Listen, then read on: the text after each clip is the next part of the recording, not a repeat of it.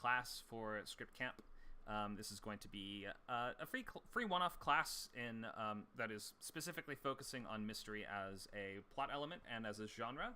So often we will do these free one-off classes on Wednesdays and Thursdays to get people interested in Scriptcamp and to show you what we're all about. This is sort of like a free preview of the sorts of things that we do. But we'll also take an overview of just like the broader elements of the program in just a second. So thanks for being here. Let's jump right in because we have so many slides and activities and things that we need to cover in just 2 hours. So this will be a 2-hour class with no break. You can just take your own break as needed, but I will just be going right through. So let's get into it.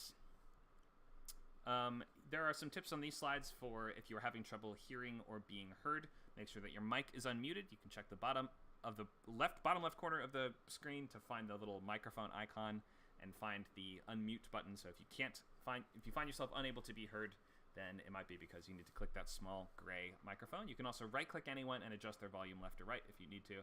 So just check these things here for issues that you might be having with your audio or microphone. What is Scriptcamp? We are a screenwriting community focused on helping you take your concept from idea to first draft to more polished script, and moreover, just helping you putting you on the road and giving you a boost to becoming a pro screenwriter. So we have lots of free classes, events, and workshops. This is all just here to improve your skills. You're not here to write a script that's going to sell or even to write an amazing script or to get repped or to get signed or to get a movie made or anything like that, but this is here to just improve your skills. This is like a gym that you go to get better at writing scripts. And soon other types of writing too. We just added a playwriting class, for instance, and we will be working on more prose type classes in the near future. So we could sort of think of it as, there's play scripts, then we'll also look at manuscripts for things like plays and books. So we'll have many other different areas of interest to try out classes in. We have some paid classes, which are for VIP members, and boot camps, which are for boot campers. Those are on weekends. And we have Writer's Lab, which is like office hours that you can come by and ask whatever questions or topics you want and get help with up to 5 pages of something you're working on. Here's a little bit about me. I won't go way too into this because I've gone over this many times in Scriptcamp classes before, but I have been a repped and working screenwriter since 2017 when I first broke in. I've written for Creepshow, I was a Nickel semifinalist, Launchpad Top 10, and have a thriller script that's set up at a major production company in town. I teach the boot camps and weekly writers' labs, and I sometimes do these weekday classes too, but those are largely taught by Nacho, who is our great co-founder who runs many classes and workshops on the server. Boot camps. These take you from idea to first draft using my step-by-step practical method in 2-hour weekly classes. You're not currently in a boot camp, but I also run many boot camps such as feature, TV, stage play, and rewrite, and pitch boot camp. So these are all things that are either going on now or have been run in the past.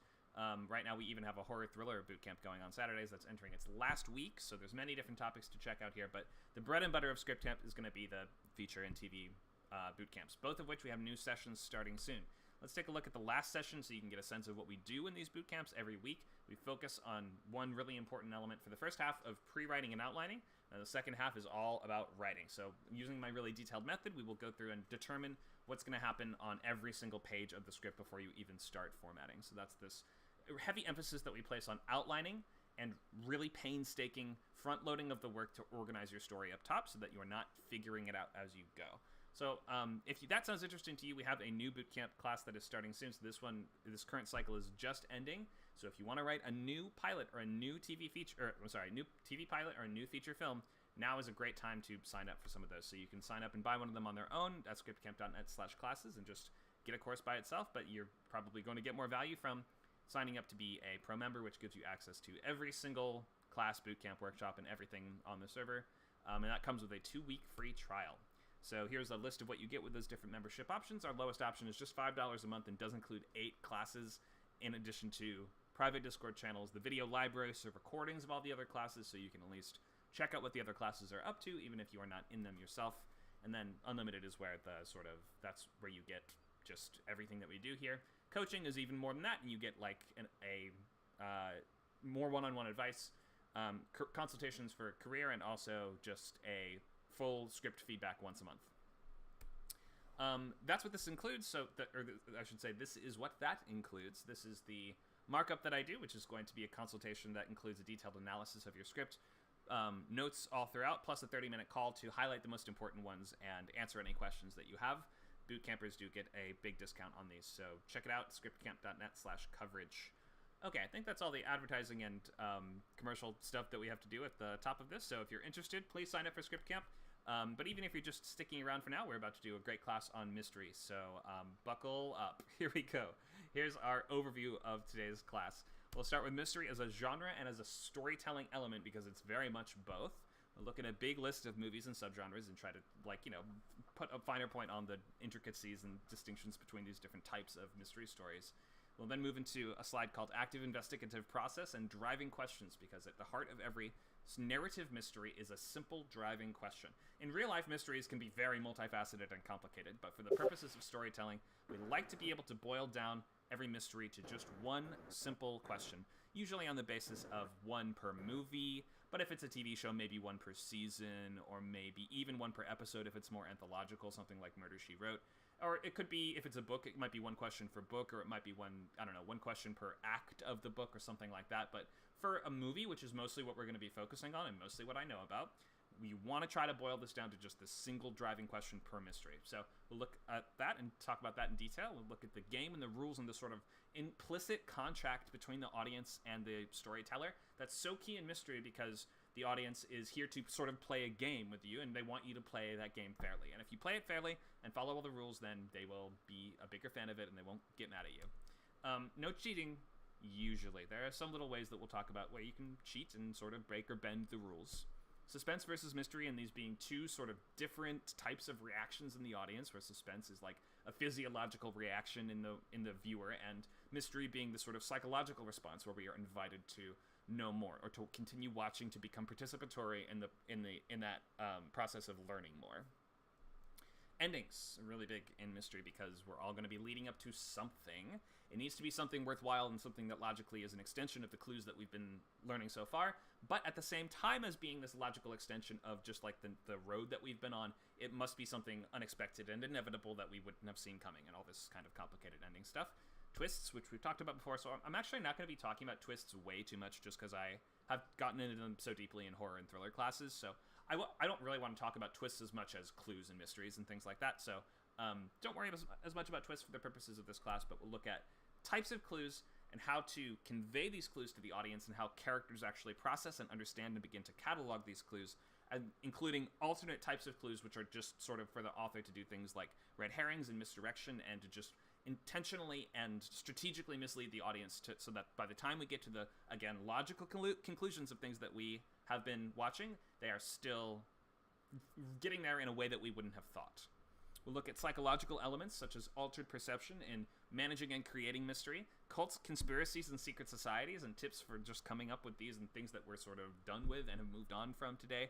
Chain of clues plus an exercise in chain of clues where we will be looking at several mini mysteries and thinking of logical links between one element of that mystery and the next. And last, we even have time to look at student loglines. I don't think we'll have a ton of time to look at student loglines just because you can see we have like a million other things to talk about and get into in this 2 hours, and I'm going to be talking very constantly, so I've got my big bottle of water to sort of like keep my throat from exploding or cracking. But you get the idea. So if you are interested in sharing a logline, I'd be working on it through this class.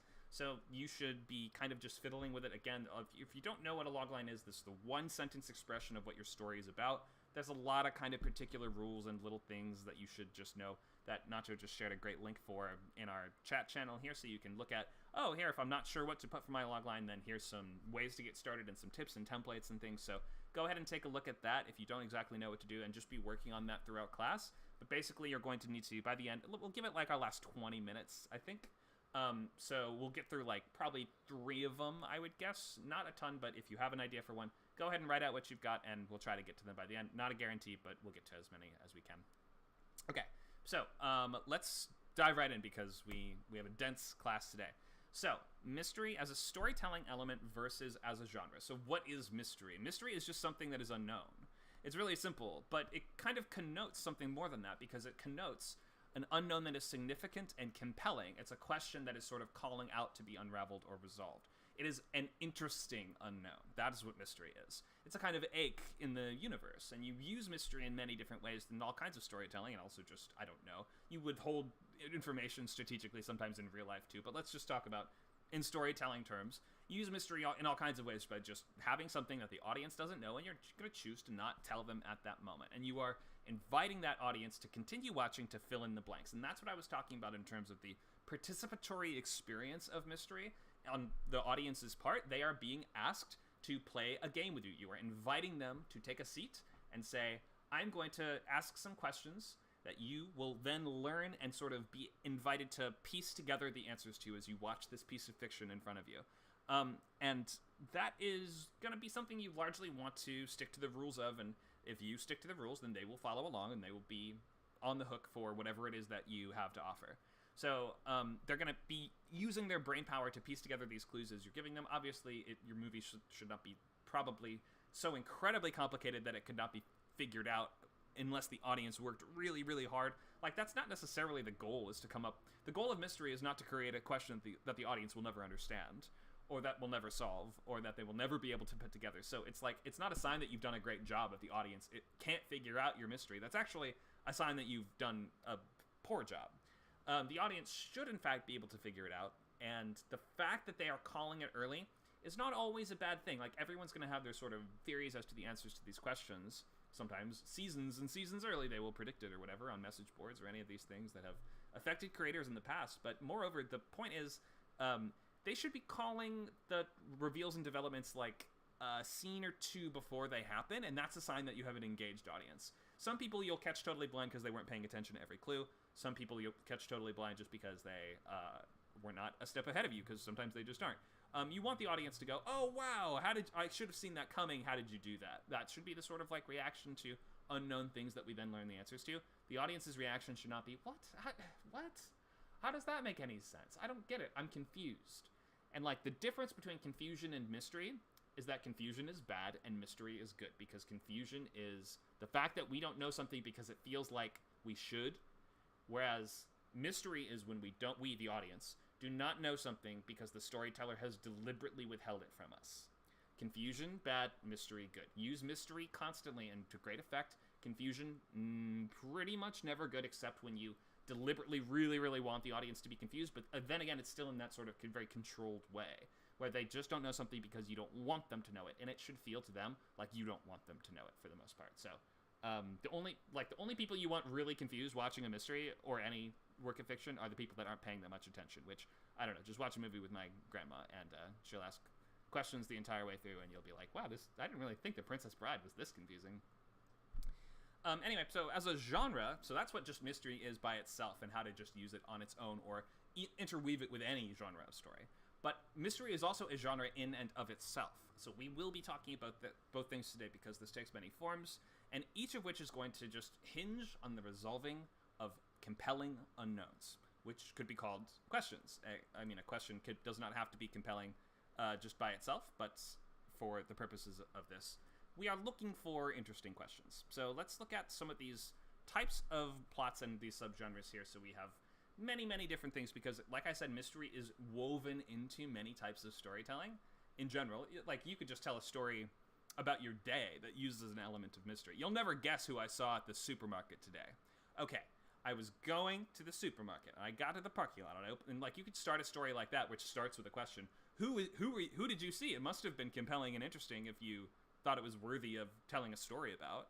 But that aside, we also have just many sort of convention, like, there's a history to this mystery genre that goes back to the dawn of storytelling, because, like, every story has things that we just don't know.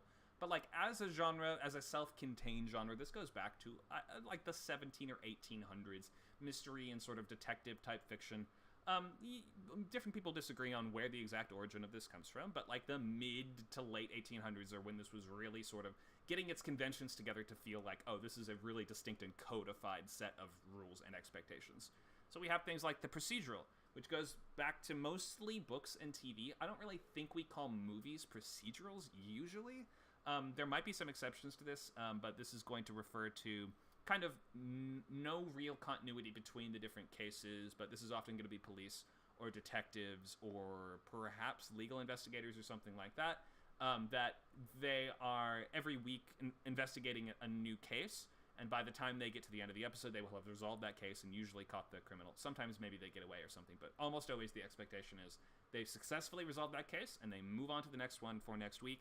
The main characters don't really change. They aren't in a ton of danger, but, from sometimes between seasons, a character will die or a character will leave or something like that.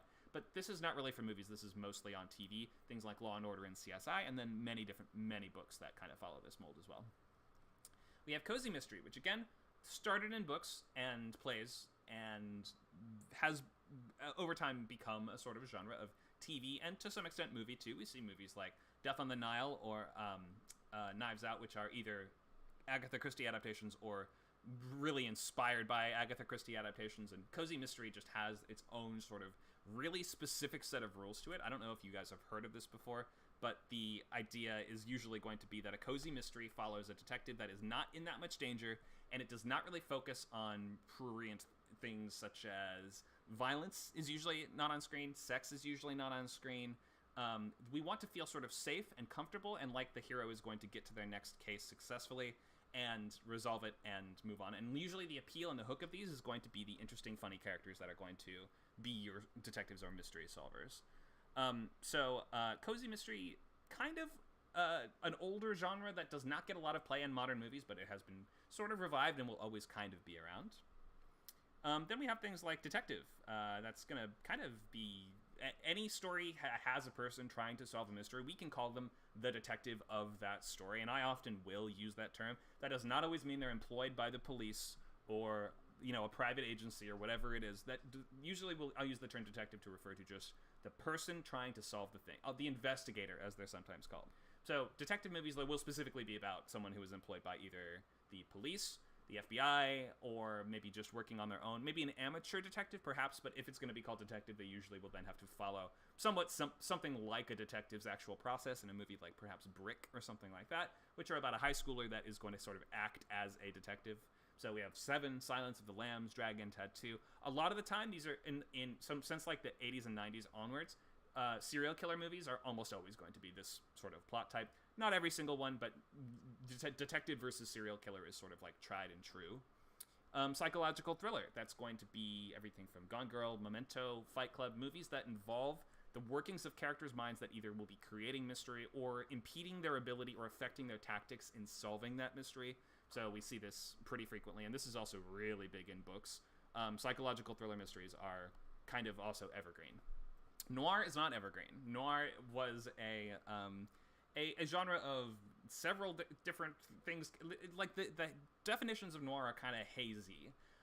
It is sort of influenced by late German expressionism, and we would see it in both detective fiction of the early 1900s to the 1950 and like the sort of TV shows and movies of that era, which often are detective type stories about people in these very nihilistic worlds. It's very sort of like shadow of World War II or post World War II, like that feeling of, the world is run by unfair and uncompromising systems and it's broken in some way, and I'm the one thing that is standing against it in this dark and filthy city. Like Batman movies. Very, very, very, very, very influenced by noir. Everything from Nightmare Alley, Sin City, Kiss Kiss Bang Bang, and the sort of Shane Black subgenre. Noir has its own little quirks and stuff, and I could probably do a whole class on it because I love noir, but don't worry way too much about the distinctions that make something noir or not. It comes down to a combination of things. It's like a combination of setting, archetypes, character types, themes, and just like the look of things and the feel of things. Noir is more about feel than anything else. So there is that as well. It's not evergreen, and although it will never like fully go away, there will always be revivals in neo-noir and all these other things, then it's considered older and a little bit more dead. Paranormal, that's going to be everything from your Lovecraft stories, where a person is acting as a detective and unraveling some sort of set of clues that is going to lead them to madness and ruin as they begin to unearth supernatural clues or some kind of supernatural conspiracy or monster or cult or something like that. Or Twin Peaks or Mothman Prophecies or any of these things where just the character is either using a paranormal ability to investigate the crime, or they are investigating a crime or question that is of paranormal origin. So we'll see this in Procedural sometimes in shows like Medium on NBC. Then we have horror. A lot of horror stories are going to use a mystery as their main plot type, because mystery is sort of a plot type in addition to a genre in and of itself. So we'll see things like Sinister. Very clear mystery plot type. The driving question being, what are these film reels? Where did they come from? And how do I stop the monster that is sort of acting through them?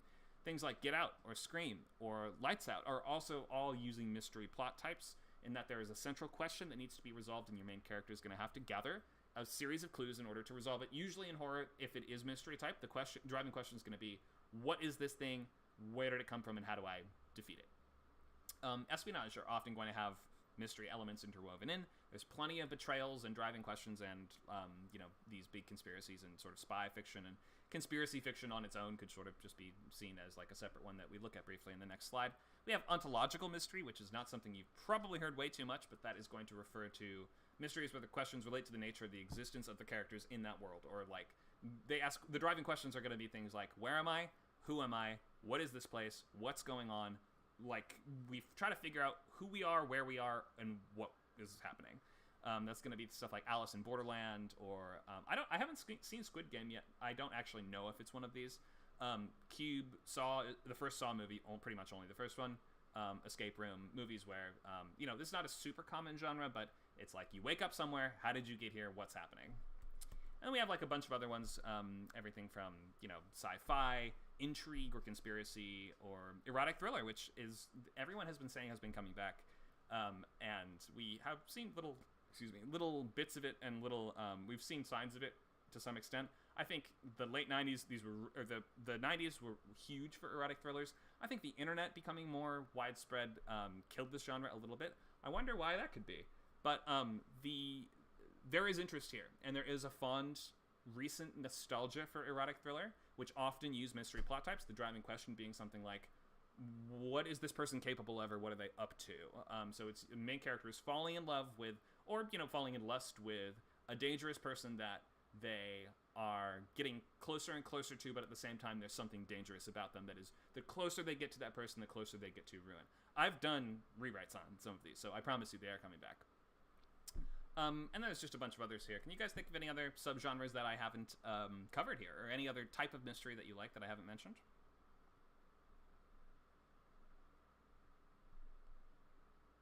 Or did I cover it all? Historical, maybe. What about V for Vendetta? V for Vendetta is a sci-fi. I don't like, that's a couple genres sort of mashed together. It does have mystery elements, definitely. I'm not sure if I would call it a mystery overall, just because if we look at the division of Evie and V as the sort of separate protagonists in that movie, V is not trying to solve a mystery, really. It's Evie who's trying to. And V already knows all the answers to it, so the fact that they're sort of paired together, to me, makes that read as, like, it's true Evie doesn't really know everything happening and sort of needs to piece it together, but it's not at the heart of the story. So I would not call it a mystery personally, but it does have some elements of it, for sure. Amanda says, Monk and Psych, cozy mystery for TV. Yeah, for sure, Monk is a cozy mystery. I haven't seen enough Psych to know if it is or not, but that's like a comedic, sort of procedural, as far as I can tell. So, yeah, that would be my guess. Psych is similar to Monk. In that case, yes, it probably is.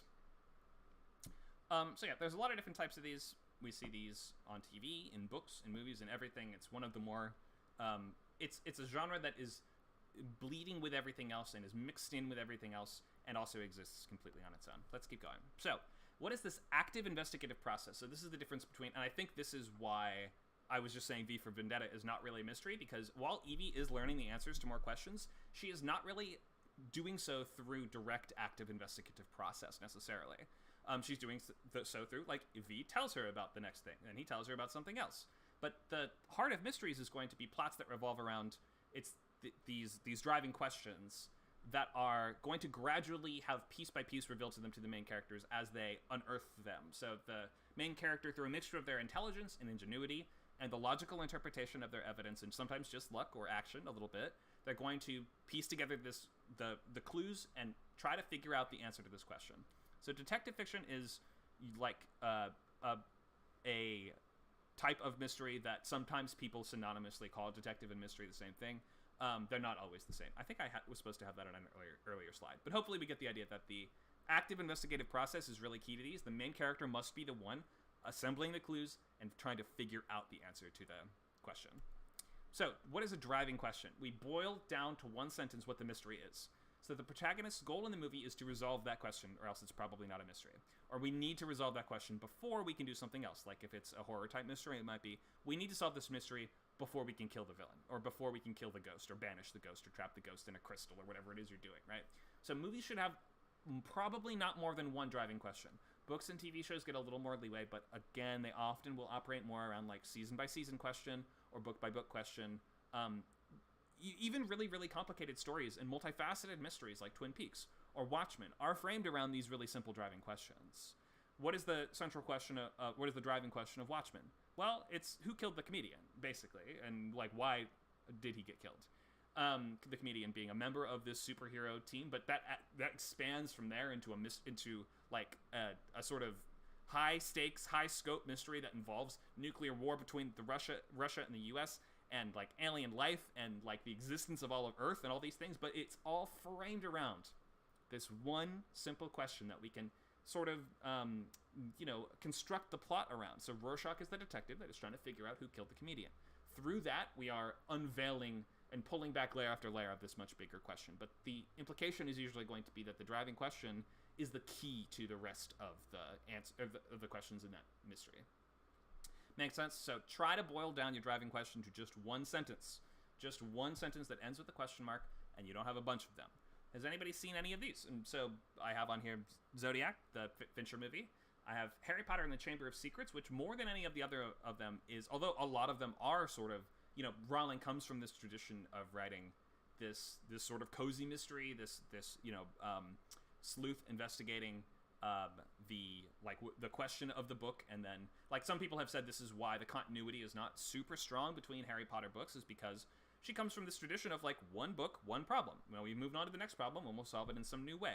So why can't we use the time turners again that we used in Harry Potter 2 in order to go back in time and solve the problems in the later ones? Well, sort of, because shut up, it's fine. This is like maybe a problem with these books, but you can see that many of them do draw from this sort of mystery tradition. So Harry Potter 2 Chamber of Secrets does have a bigger sort of whodunit element to them that many of them do. With Prisoners, which is the, what is his name? Denis Villeneuve, is that how you say it? Movie? And then we have Minority Report, which is directed by Spielberg and written by Scott Frank back in, 2003, 2002? So all great ones. What is the driving question of any one of these? You don't have to know the character names. Well, I know Minority Report was why is the um the thing that does the premonitions, why is it bringing up a past murder? Why is it remembering? It's supposed to tell the future, but it's saying something from the past. Well, so the Maybe I thought that. in Minority Report, the main character is a cop who gets a prediction from the psychics at the psychic agency he works for that says you're going to be the next killer, right? So the question is, I would say, right.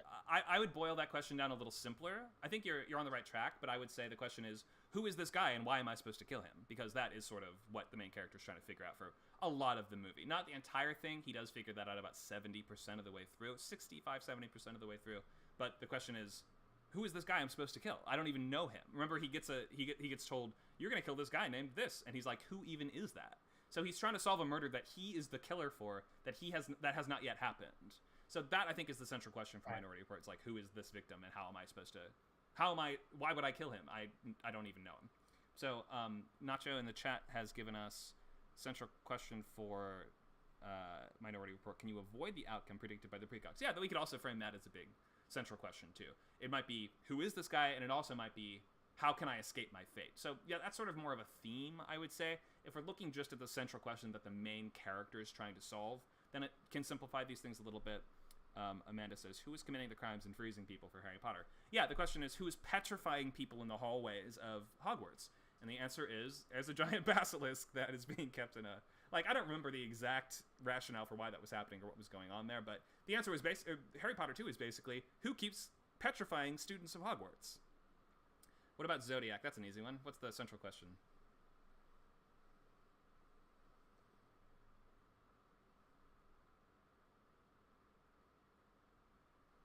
Like, who's murdering? Yeah, who's the murderer? How do we get him? Who's the Zodiac killer? Not just says yes, exactly. We have our last one is Prisoners, What is the driving question of Prisoners?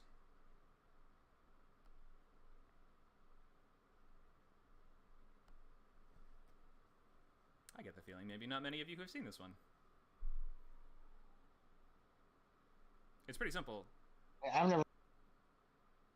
Okay, so the question of this one is, where are the kids? There's kids that have been kidnapped, and the main character is trying to find his kid. And they come to suspect that someone from their neighborhood either took them or knows something about it, but they can't get any answers out of him. So yeah, that's how that one sort of goes. Anyway, so yeah, check those out if you're interested in this genre and have not seen these. But we have been able to boil down the question of all of these movies to just one single sentence: who is the Zodiac Killer? Who is petrifying people in the hallways of Hogwarts? Where are the missing kids, or who took the missing kids? And last, who is this guy I'm supposed to kill that I don't even know? Always try to boil down your mystery to just this one very basic question that should ultimately have a somewhat simple explanation, even if the way that we get there might be a little bit more convoluted. But we don't want the actual answers to be so complicated that by the time we get the explanation, we're like, wait, what? You don't want the audience to be baffled by the end of your movie, probably.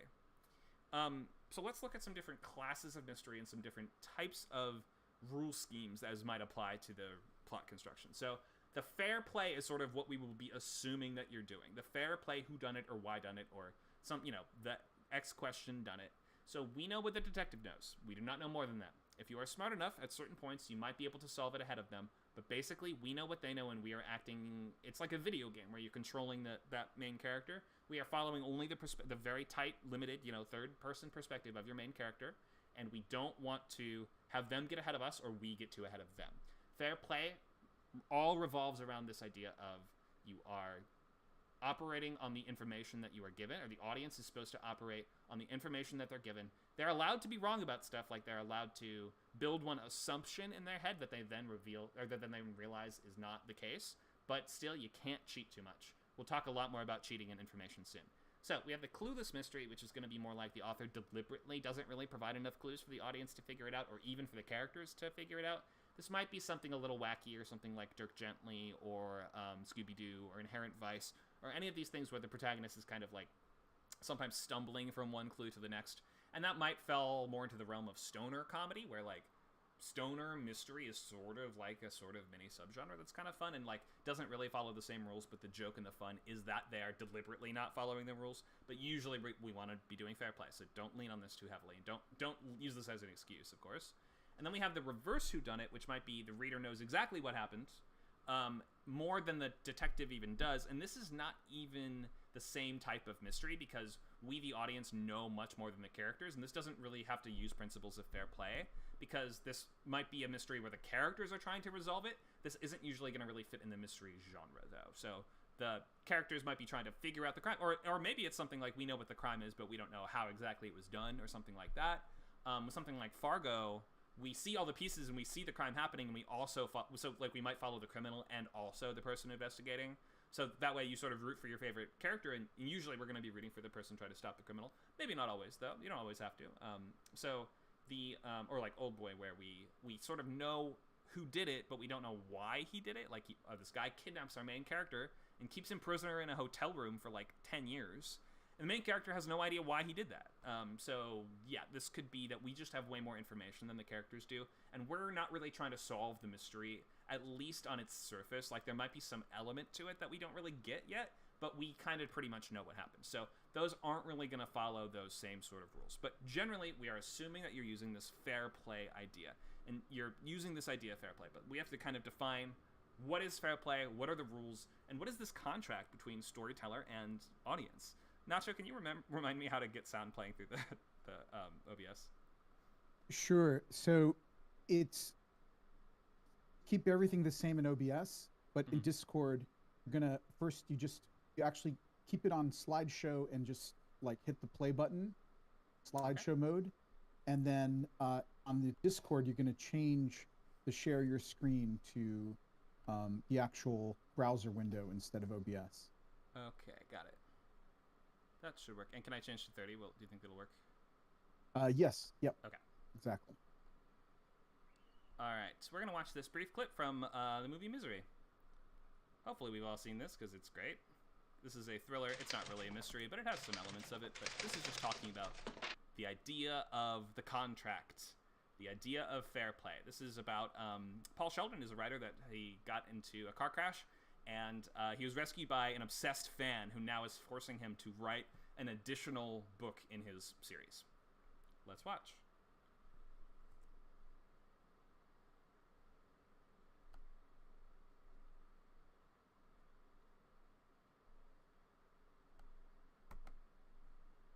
Is this gonna go?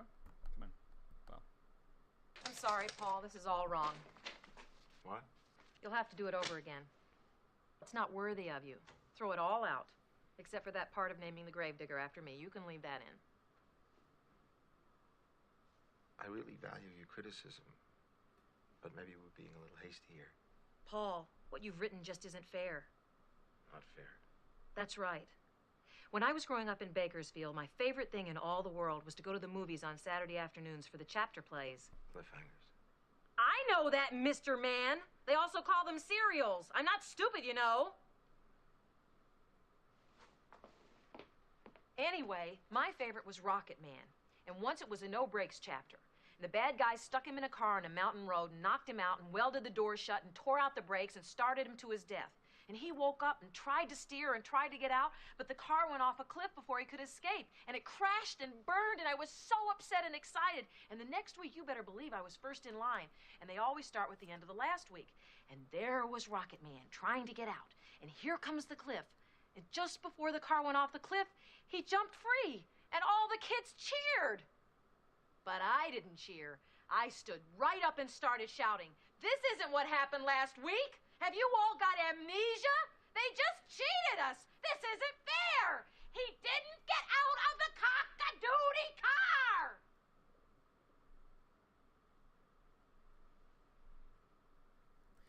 All right, thanks for watching that. Who wants to define for us what is the contract? What does playing fair mean? What are we talking about here?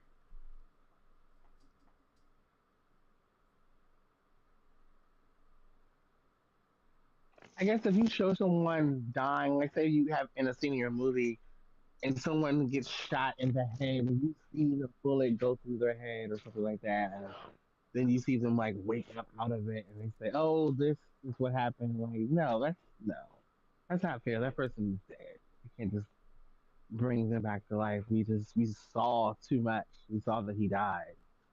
So, Sure. So you mean you're contradicting something that it seems like you said was true earlier? right. Yeah, exactly. So Amanda says inconsistency. Yeah, so basically when you say something in a story or when you show something happening, then we assume that you are being truthful and honest, and that that is a thing that actually occurred in the canon of the narrative, right? That is what happened that is factually what happened in the story. There's ways that you can subvert that, or you can mess around with that, or you can, show things. If you build out certain rules that you can, like, have a character tell a story, then we, like, watch their version of events. And then later somebody else tells their version of events. Then we see those things playing out differently. Then you can do little tricks like that that we'll get into a little bit later, but that will sort of allow you to not feel like you are cheating. But the idea, especially in mysteries, of fair play is so important because there is this really strong, particularly in this genre, I would say stronger than any other genre. There is an unspoken and unwritten contract between the writer and the audience which promises that you will not cheat. What do we mean by cheat in a story? What are some examples of self-contradiction or annoying deception you've noticed in storytelling, besides that guy not jumping out of the cocky-doody car? Can you guys think of any examples where you thought that there was a logical leap, or there was something missing, or there was something that they left out, or some way that they contradicted themselves later?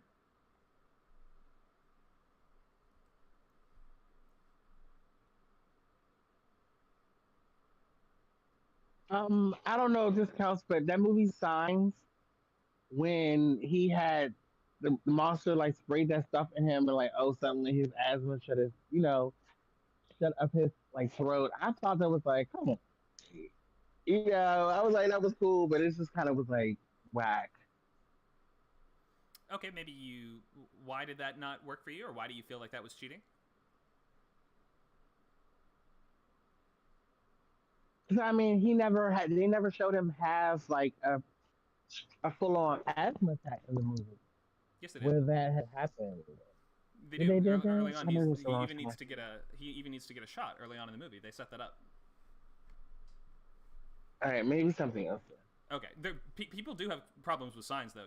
You mean like I think a lot of people have brought up stuff with signs in particular, and I actually kind of like signs, but there are things in the movie that are kind of like. Here's a question, Lizima. How about this?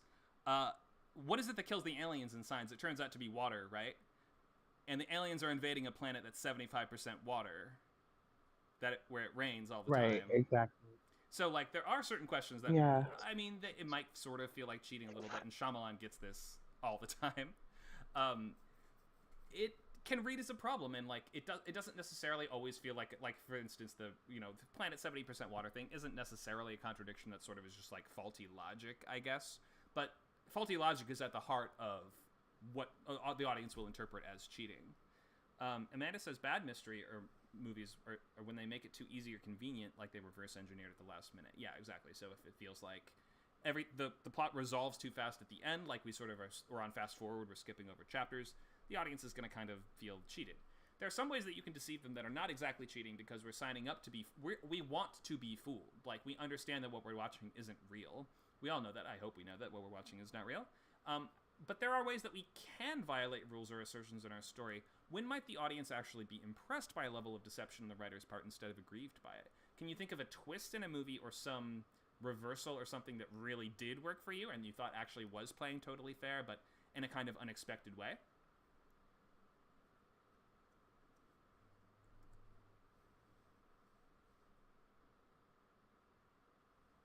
Amanda says Sixth Sense, but that's Yes, you not... could say knives. Sorry, 1 second. So Amanda says Sixth Sense, though it's not a mystery. I think it does have elements of mystery. It's more of a drama overall, but yeah, Sixth Sense has this great twist at the end where we see, the main character... Spoilers ahead, but the main character is a ghost, but we sort of... Watching back the movie, that's another Shyamalan example, but one where he has actually done really painstaking work to build that logical foundation, and that sort of, like, all the clues add up in retrospect. So that really landed for a lot of people. Yeah, sorry, go ahead. Yeah, I was gonna say,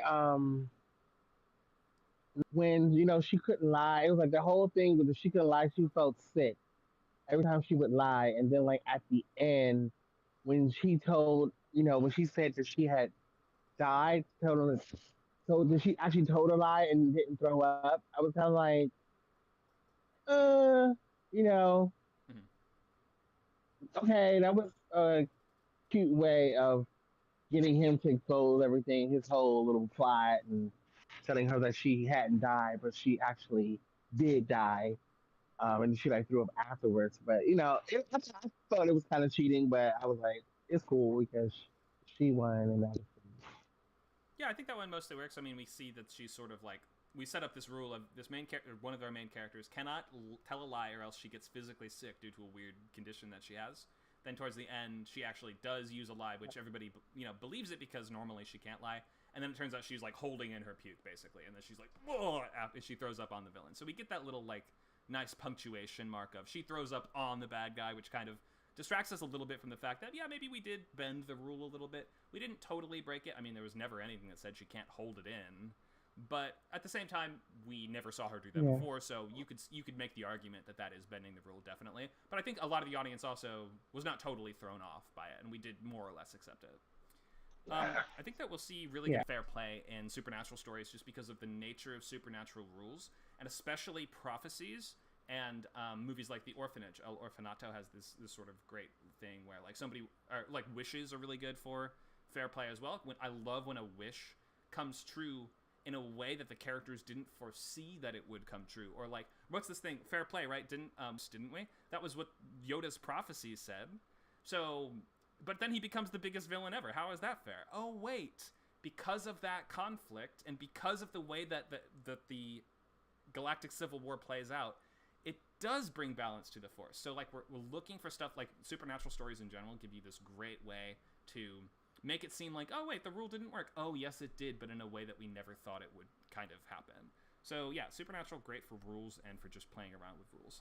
What are some unwritten... I'm going to actually make some notes on our blackboard before we get too far into this.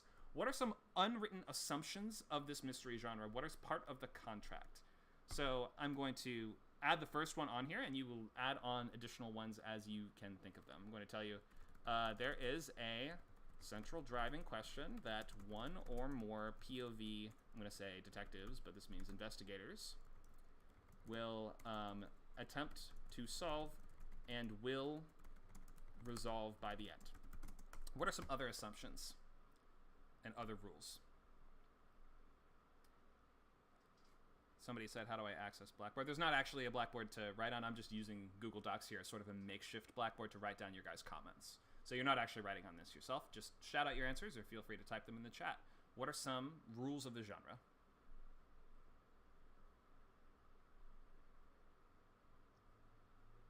That the mystery will be solved by the end. Yep, I put that on there. We have that. Maybe you could say that everything is sort of resolved by the end, so we could say, like, there are no lingering questions or gaps. What else?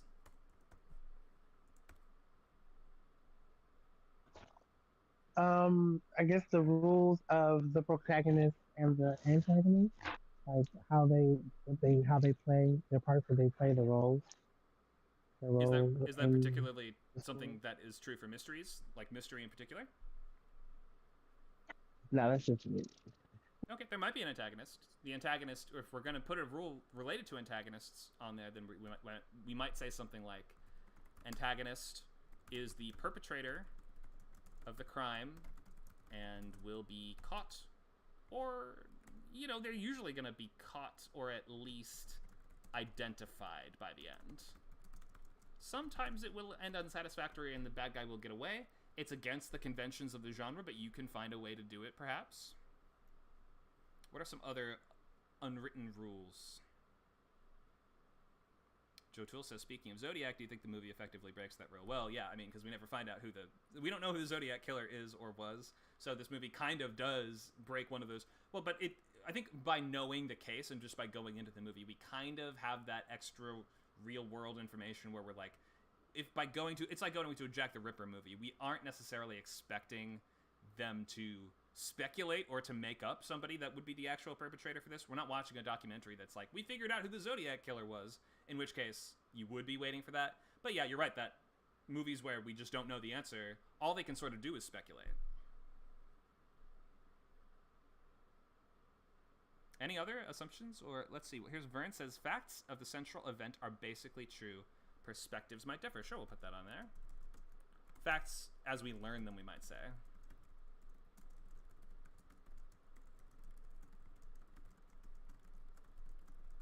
That's a good answer. Any other assumptions or rules for the genre?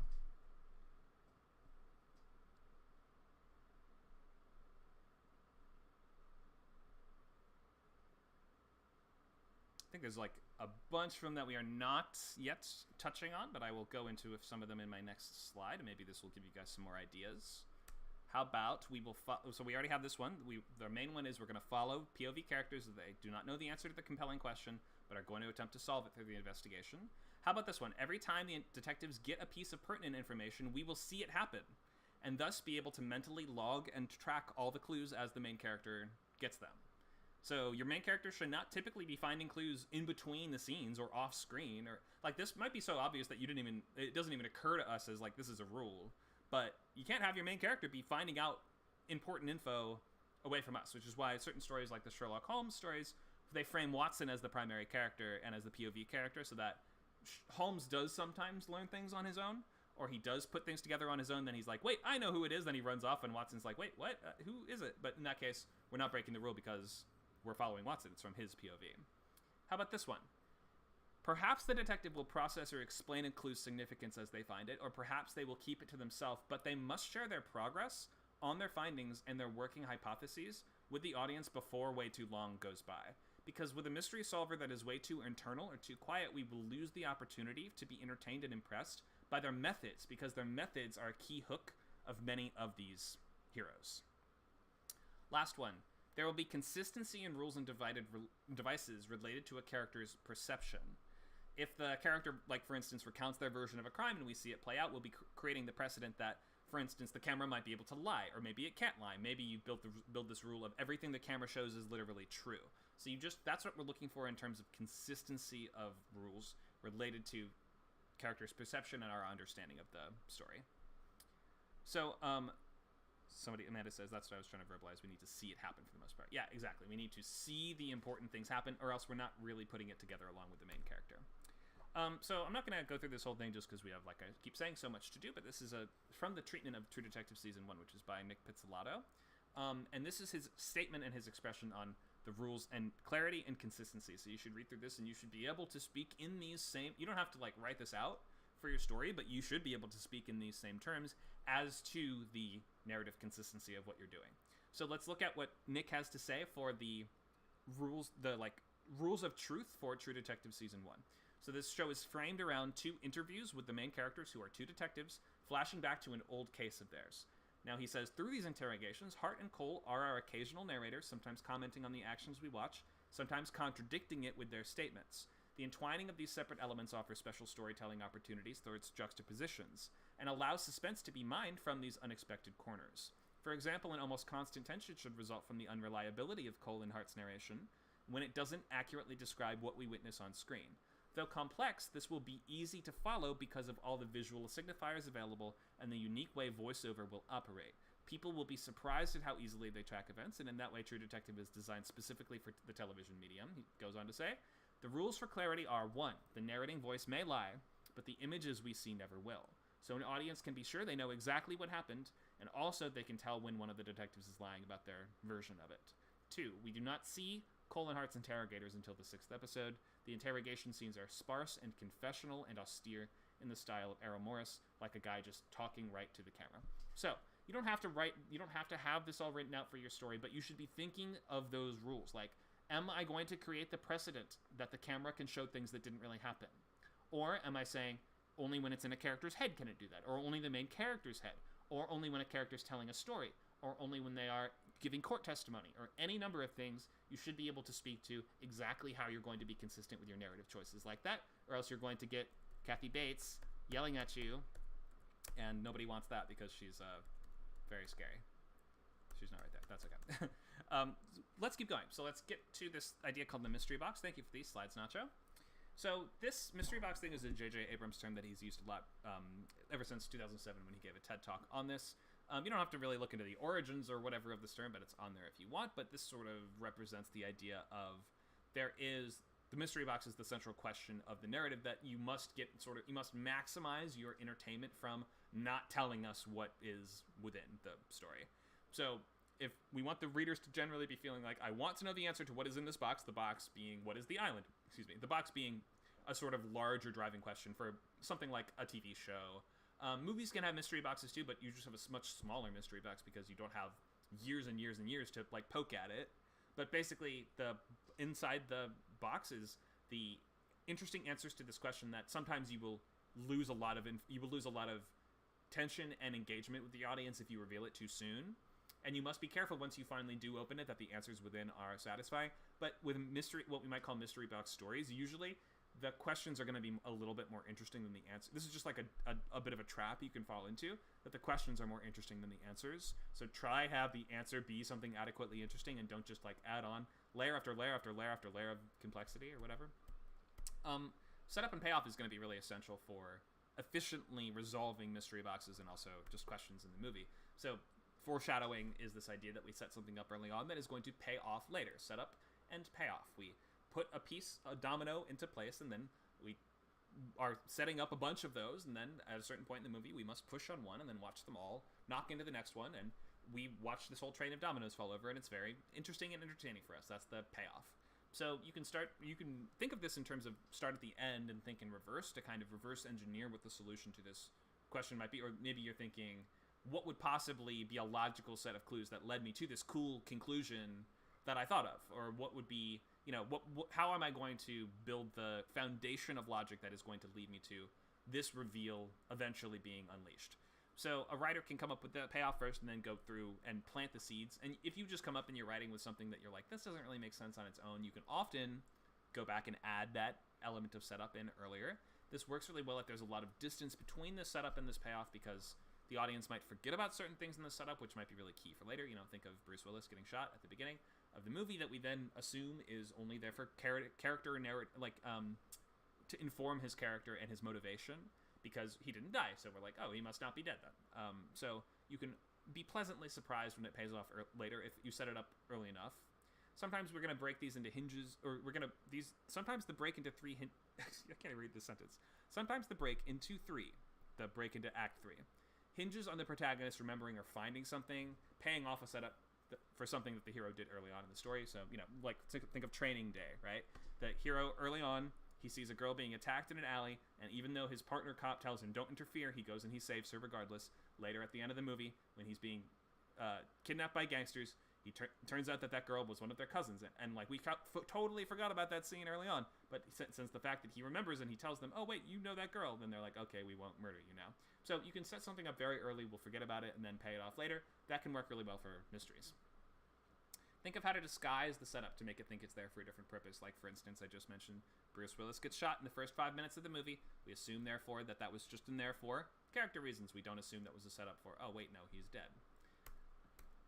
So am I gonna go into endings? Yeah, let's go into endings a little bit. So your ending is the payoff. Your ending is like the biggest payoff that you've got, because if you've done all your setups properly, then we have a driving question, and our sense of entertainment in the narrative is going to come from our sense of progression towards resolving that final question. So the final question, the resolving of that final question, is going to be the payoff, or like one of the big promises. It's going to be fulfilling one of the big promises of your story.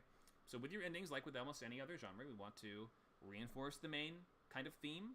We want to wrap up lingering questions and character arcs, emphasize the protagonist's internal change, all these things, showcase the new status quo of the characters and the world, and take a peek at the road ahead. That's just stuff for every ending in general, and you should always be doing those things. But let's look at some suggestions from maybe focusing on mysteries in particular. So an ending can be a little bit predictable. It shouldn't be totally out of left field. For every question that we ask, for every driving question, you must sort of write down the first 3 things that maybe come to your head, and then think the audience will be assuming things in roughly that kind of order. So always be asking yourself, what is option C? I mean, we have, if we're doing a murder mystery and we have a prime suspect, it's either going to be him, it's going to not be him, or it's going to be one of our other suspects, or it'll be somebody else entirely. Those are kind of the options, and like, you're usually looking for this option C kind of thing in order to find a way to give us this unexpected yet also inevitable conclusion. So you made a tonal promise in the title and the genre in the first few pages in a mystery. That main promise is always going to be, we're going to resolve this question by the end.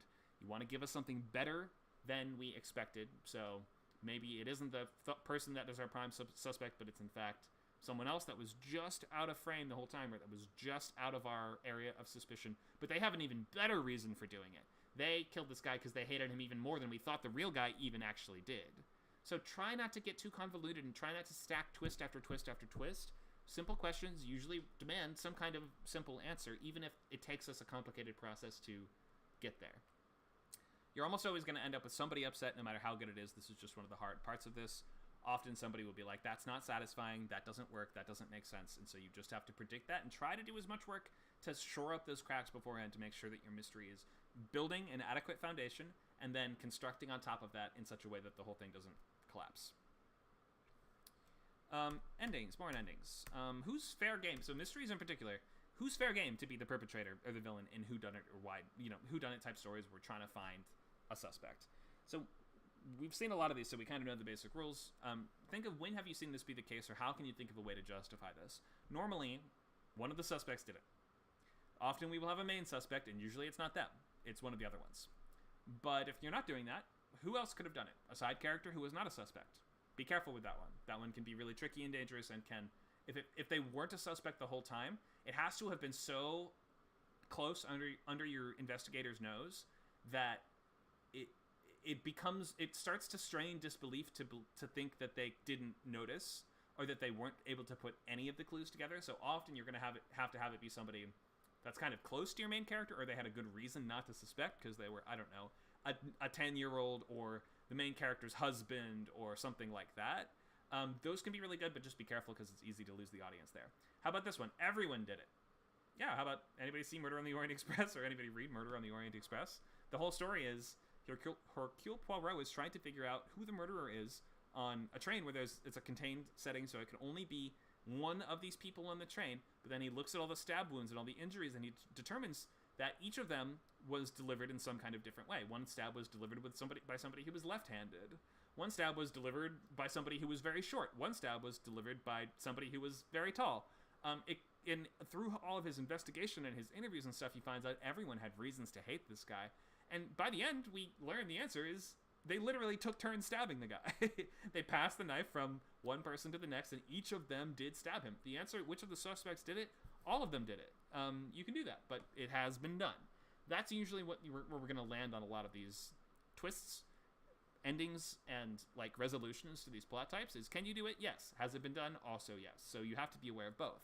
You have to be aware by writing in this genre that you are starting to engage with a very savvy audience. And even more so, I often say this for things like horror, because the audience is very in tune with the tropes, the expectations. If you're doing a scene where they're like, oh, hey man, my cell phone stopped working, the audience will groan, and they will say, of course the cell phones don't work, because they've seen a billion of these movies. And by engaging with fans of mysteries, you are kind of saying that my mystery is going to challenge even you, a fan of mysteries. That's not to say that it needs to be particularly impenetrable or convoluted or difficult. That is only to say that you are working with an audience that's seen many different types of twists before. They'll be happy with it even if they could have sort of seen it coming. They'll be happy with it as long as they had a few other options of what it could have been. If it's like one of the several solutions they thought of, you're pretty much fine. But be aware that you're dealing with an audience that is hungry for this type of media and has seen it all before.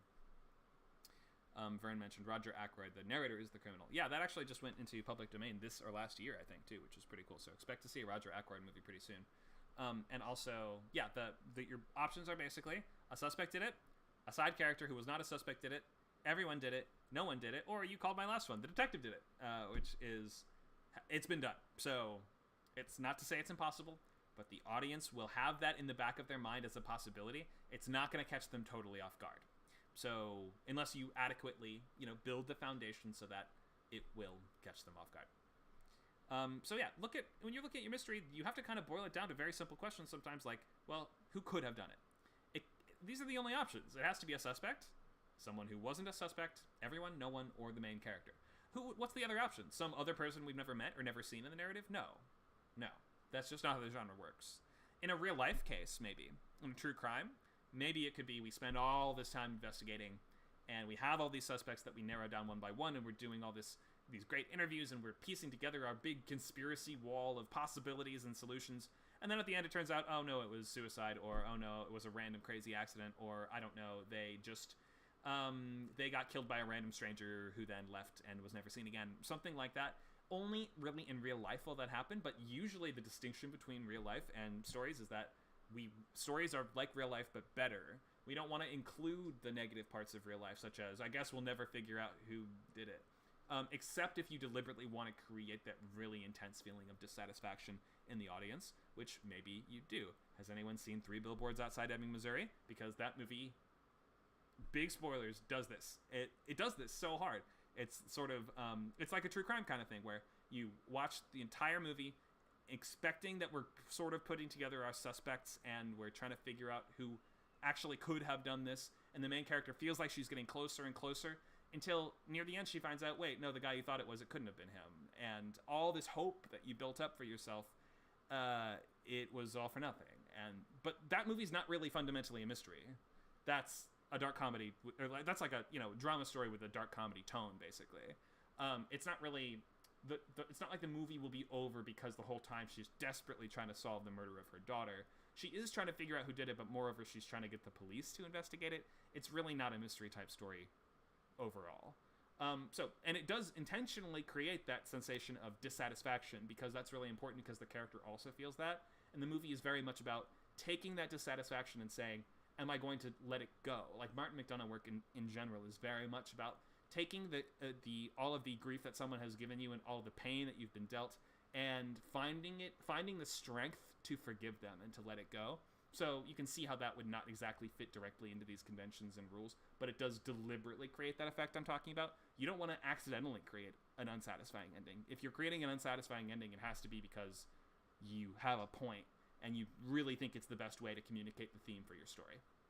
Makes sense? I'm going to pause right here because I've been talking for an hour and 10 minutes with no breaks for questions. Questions on anything we've talked about so far before we keep going? And you can use the chat, or you can also use text.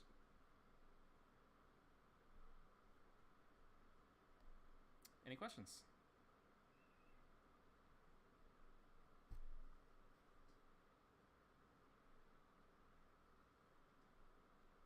Question from Vern. How do I feel about flashbacks?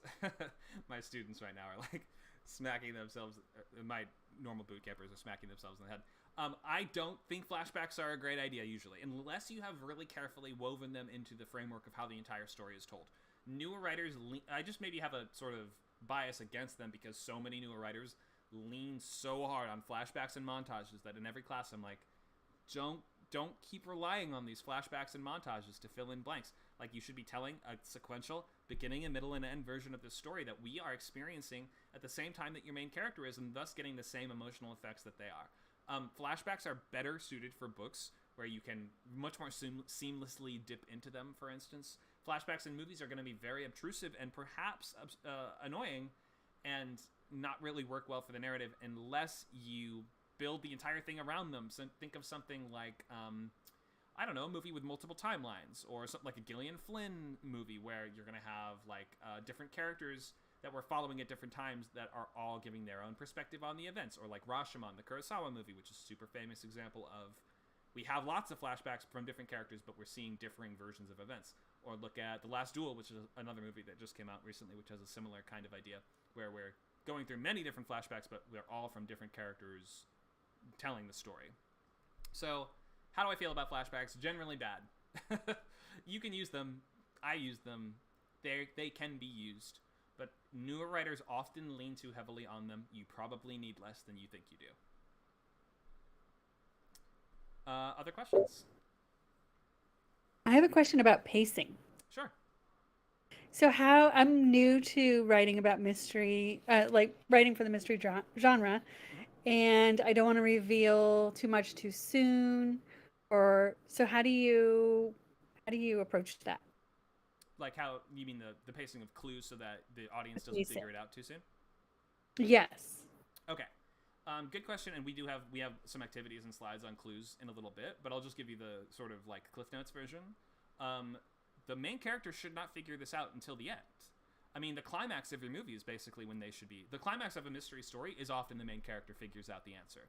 Or that can be the break into three, where right at the end of, all is lost, it seems like they're never going to solve the case, the killer's going to get away. Wait, we remember an earlier clue, and we start to put it together. And sometimes the detective rushes off on their own, and Watson's like, wait, what was the answer? Then the climax will be like a fight or something, but in that fight, Sherlock will reveal, I figured it out because of this and this, and I've outwitted you in these ways. So the climax is usually going to be either the character learning the truth or the character revealing the truth. That means that you definitely don't want to reveal the answer before the last, 10 minutes of the movie or of the episode. So all your clues up until then, they shouldn't be giving the detective so much information that they can logically solve it before the audience does. If they are able to solve it before the audience does, then you're in trouble. And if the audience figures it out way early, then it may not even be a mystery at all. So, you gotta kind of space them out through the narrative. All your sort of key premise scenes, so that's throughout pages 20 to 50-ish of your movie, we should be, pretty much every major scene should be another major clue. But if you're gonna space them out, I'm gonna say most of your major clues should come in the second act. So we should get, one or two main clues in the first act, which will be the driving question or the crime or whatever it is should give us one or two of our clues that don't make sense yet. And then the second act is going to be the act of expanding those early clues that we got, because we have to, we don't know. Sometimes it'll be a question that we don't quite know the implications of yet, or it'll be the mystery on its surface makes no sense.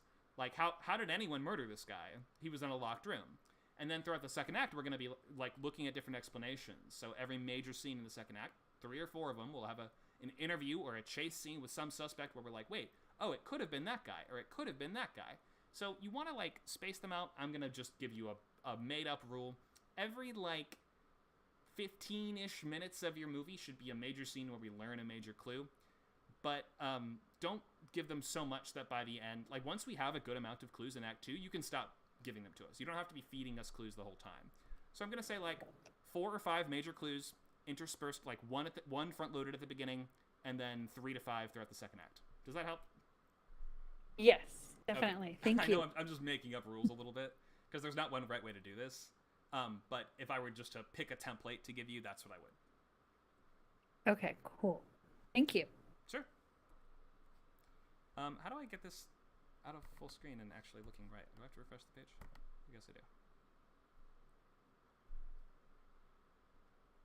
Okay, so any other questions before I move on?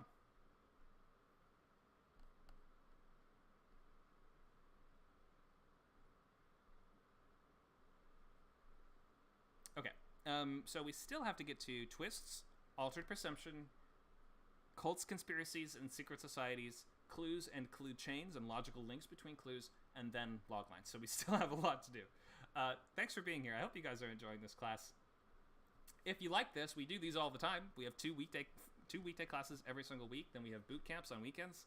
Friday, Saturday, and Sunday, we have feature boot camp. We have TV boot camp, and we have horror thriller boot camp going on right now. So sign up for Scriptcamp if you're enjoying this. Let's look at twists. And I won't spend way too long on them because I've kind of been talking about certain principles that pertain to twists for a lot of today's class.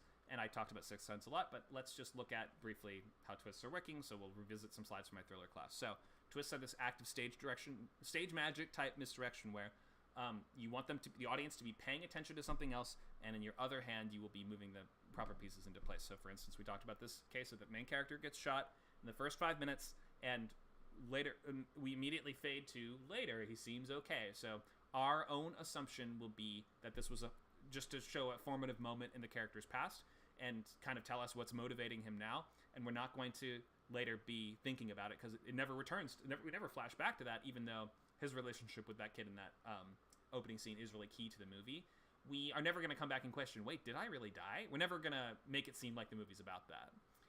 So we have to think of ways that we can be using the audience's expectations in a way that seems fair and earned. Mostly the way you're going to be doing that is by using their own assumptions against them. We have another great example here from Saving Private Ryan, where in the main character, well, it seems like it's this old man at the beginning, and then he's in a graveyard in the, 1999 or whatever, and then we flash back from him to in the past, and we start following a captain in the army, played by Tom Hanks, and we assume, oh, that must be the guy that we just faded from, because that's how most stories would work. Later we find out that is in fact the guy that he was trying to save in his mission, and the name on the gravestone actually belongs to Tom Hanks' character. Did I say Tom Cruise? Tom Hanks' character. Because the audience then will say, oh, I just assumed erroneously that because we faded from one guy to another guy that it was the same guy. But in that way, we have again used the audience's own assumptions against them in a way that feels fair and earned. So you can come up with this twist first and then reverse engineer the story so it flows organically into this planned ending.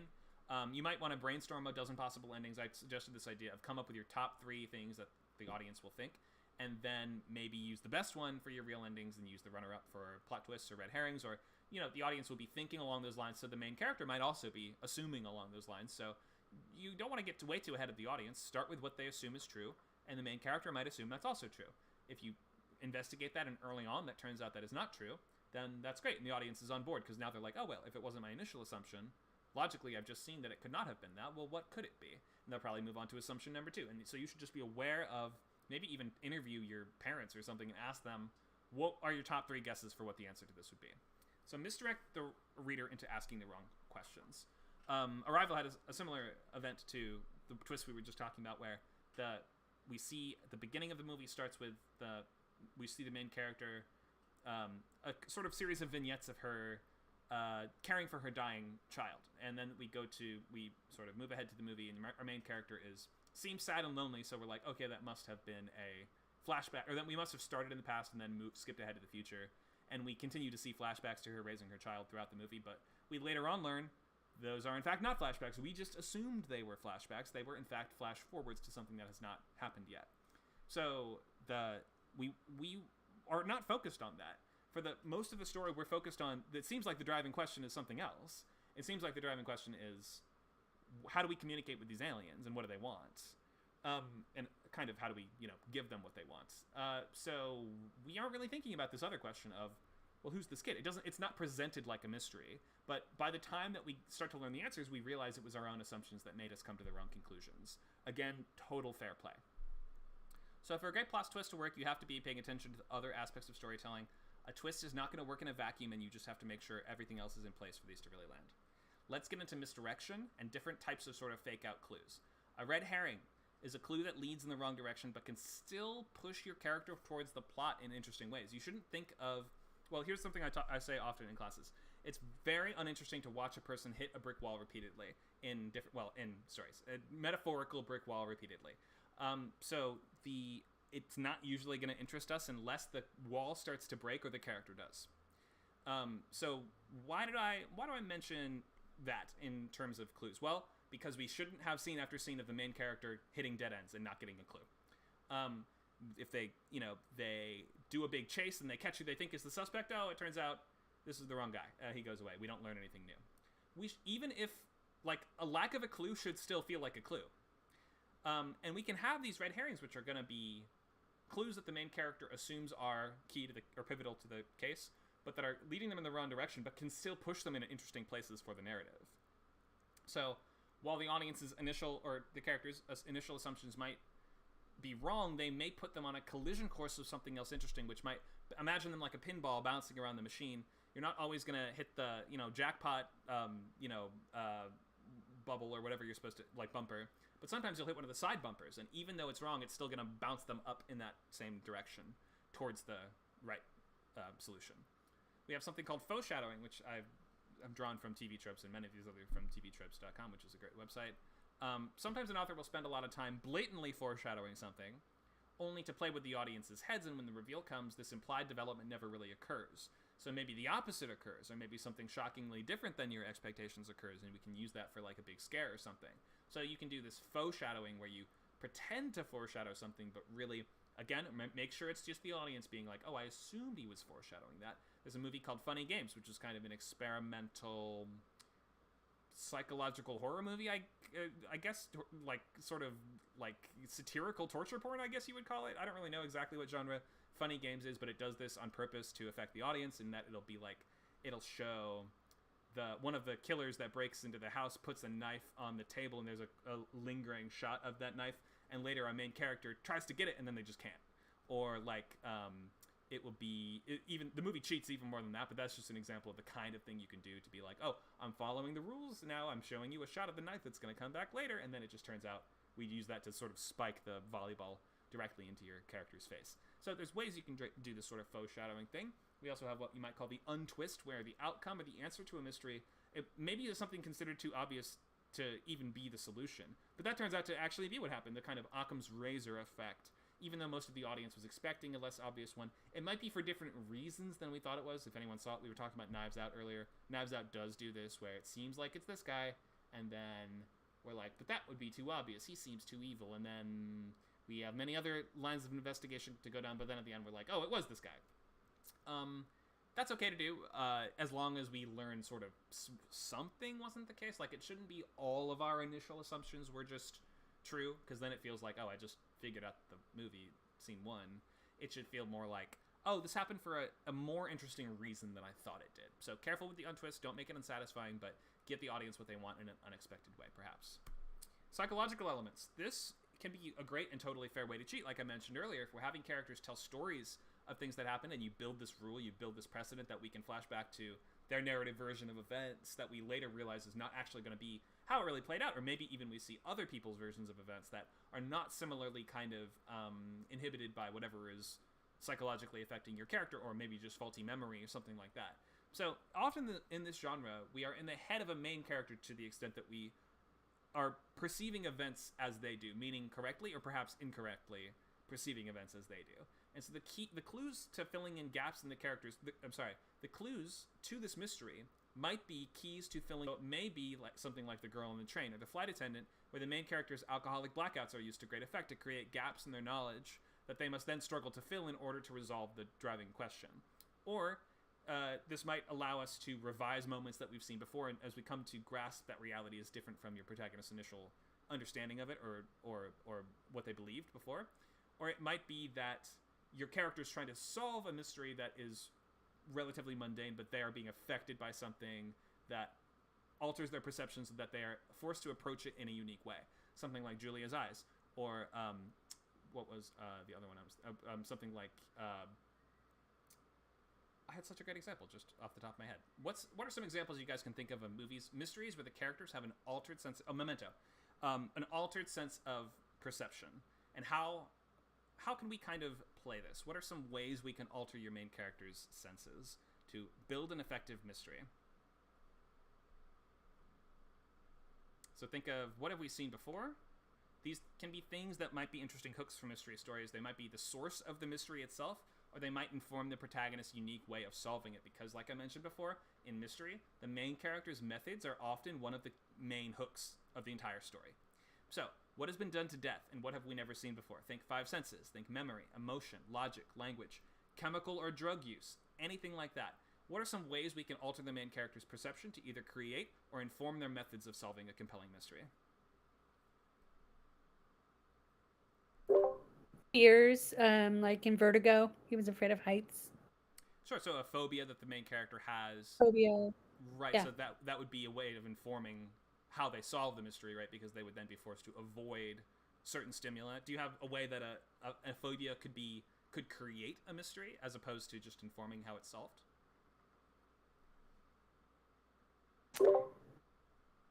Maybe another character would play on that phobia. Sure, that might lead us to a mystery in some way. I guess it's just a little non-specific. So I'm thinking maybe if, imagine a crime occurs, but it's somebody falling up. Let's use the height example because you just said Vertigo. It's going to be a crime that a character is pushed off a building, but our main character was looking away. They didn't see who did it because they hate the idea of someone falling off of heights, right? It's kind of a silly example, but you get the idea that like almost any of these can be used to create the mystery in and of itself. That would only be a mystery if the main character didn't know the killer, and they would only not know if they weren't looking. Or it might just inform their way of solving it. So it might be they weren't there for the person falling off the high place, but now they're going to have to investigate while avoiding situations that put them in very high altitudes. What are some other ways? But good answer. Phobia is a great one. Not really explored that much. What are some other ways that we can change the main character's perception to create a mystery or inform their way of solving it? I have a character that's like my main character is discredited a lot by her husband. So we kind of see her as unstable a little bit, but we find out she's actually pretty clever. Okay, so you're talking about gaslighting, causing her to doubt herself, basically? Yeah. Yeah, second guess herself. Right, the girl on the train does this really well. And that is a movie about she's a severe alcoholic, so she has these blackouts where she doesn't remember anything she did, and her husband, or I don't know, it's not her husband, but it's a different character in the movie. I don't remember the exact details. They tell her what she did, and so when we see early flashbacks of her crazy, drunken rampages, then we sort of see them as her imagining herself doing them, but later we find out it was actually someone else. So he was like planting false memories by telling her what happened. So you can use that quite well, the sort of gaslighting thing. Yeah, definitely. Vern says Broadchurch, past trauma. Yeah, past trauma is going to come up all the time in this kind of story, partially because it's just realistic, because people who solve crimes for a living will often have, like, they've seen some shit. I don't know how else to put it. I mean, so the genre of personally traumatized... Sorry, 1 second. So the genre of personally traumatized detective who has some kind of emotional connection to the case because it relates to their trauma, that will be completely evergreen, and that will always exist. All right, somebody else, go ahead. I was going to say multiple personality disorder. Multiple personality, sure. That's a type of altered perception where their sanity is in question because they have different personas that they inhabit that they may be aware of or may not be. Yep, we've seen that many times. Mm-hmm. What else?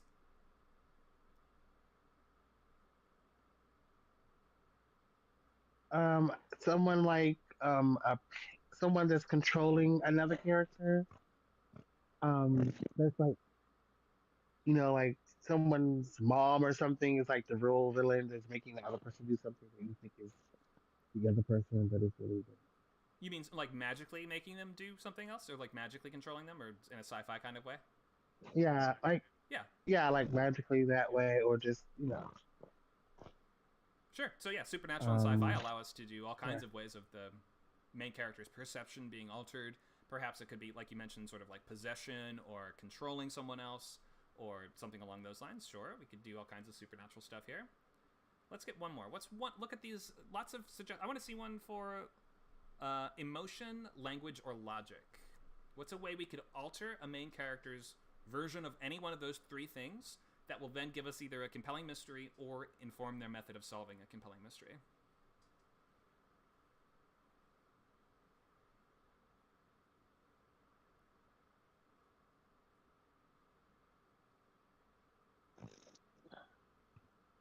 I guess the language could be they only speak Spanish, and yeah, Sure. they can't understand. Yeah. Yeah, I mean, you want to just do your main character does not speak the local language, and that is going to be a barrier for them to solve the crime because they are now. The difficulty of putting all these clues together is such that they can't even interview the suspects, or they can't even like put documents together or any of these things, that they rely on a translator. Yep, for sure. I think someone else unmuted as well, so feel free to unmute if you have a suggestion. I want to hear more ideas for emotion, language, and logic. Could you repeat the question? What are some ways that you can use alter a character's emotion, language, or logic to create a compelling mystery or suggest interesting ways that they might solve one?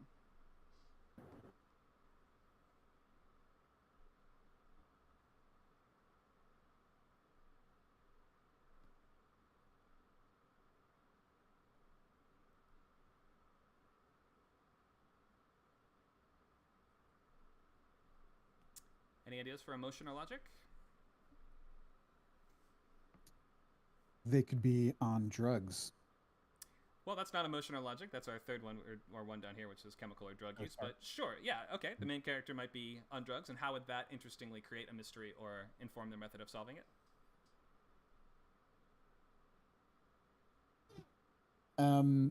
If they're not conscious of, something that they did themselves, or maybe the memory that they have is altered by that, experience. Okay, so it's causing difficulty for them in that they will forget or misremember clues or the information that they've gained to answering the driving question. Exactly. Yeah, I think that's good. I think with drugs especially, there's probably a little bit more you could do. Maybe we could think a little bit in terms of how this would affect not just things that the character might forget, but different methods that they might use while on these drugs. Like imagine a detective that does a tab of acid before every crime scene. Like there could be some interesting stuff there. Go ahead, Bridget. Oh yeah. So I don't know if you've read The Yellow Wallpaper, I have. which is I did. yeah, it's so cool. So like yeah, in the beginning we think her husband locked her in the attic, and then by the end she's creeping, and we realize she's really out of her tree.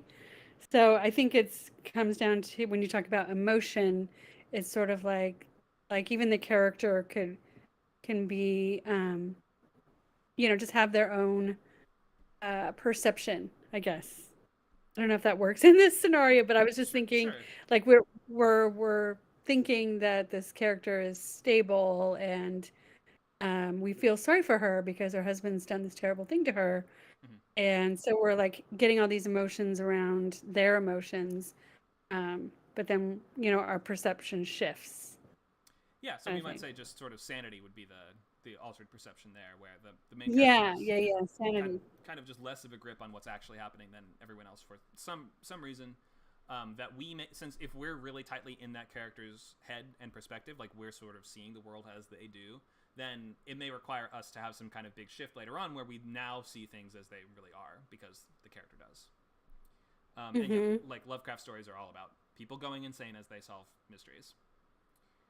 Vern says logic. I guess for emotions.